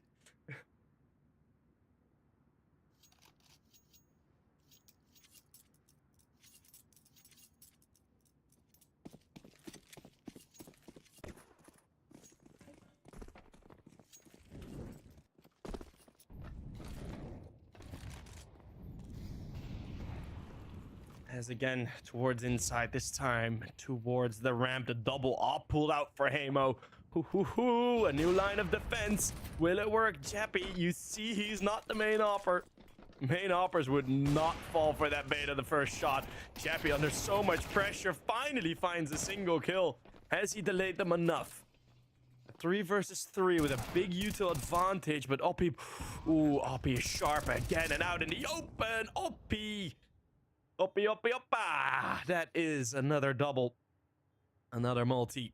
Enzo on his own. The flank is here. And Arvid doesn't care how many bullets it takes. He will take the kill gladly. It's going to be 12 on the board for Heimo. Map and match points.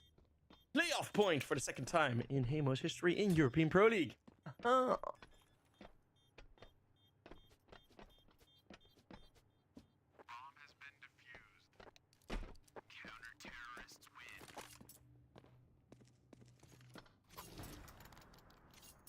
As we have 12 to 10.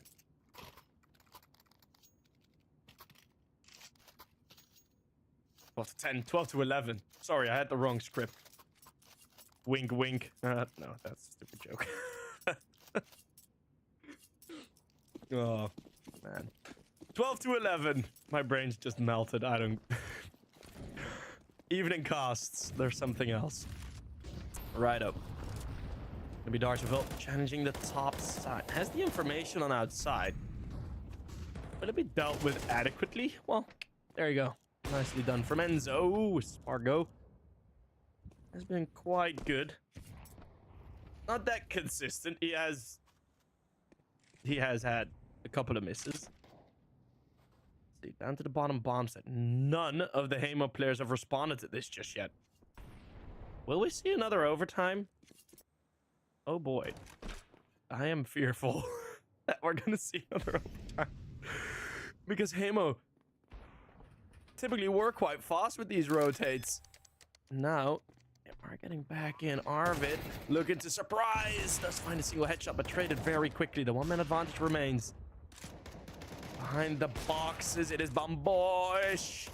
Wall banged, peppered down. It's still the attack only from ramp. These CTs, Bambosh did not need to fight that. I get that you want to take the early advantage, but that was unnecessary. Spargo now with smoke. in his possession. He has the M4. Could stick it and pull a Chris J. Turn back, get the smoke kill. He's defusing. He's sticking it. Tarchiful doesn't realize.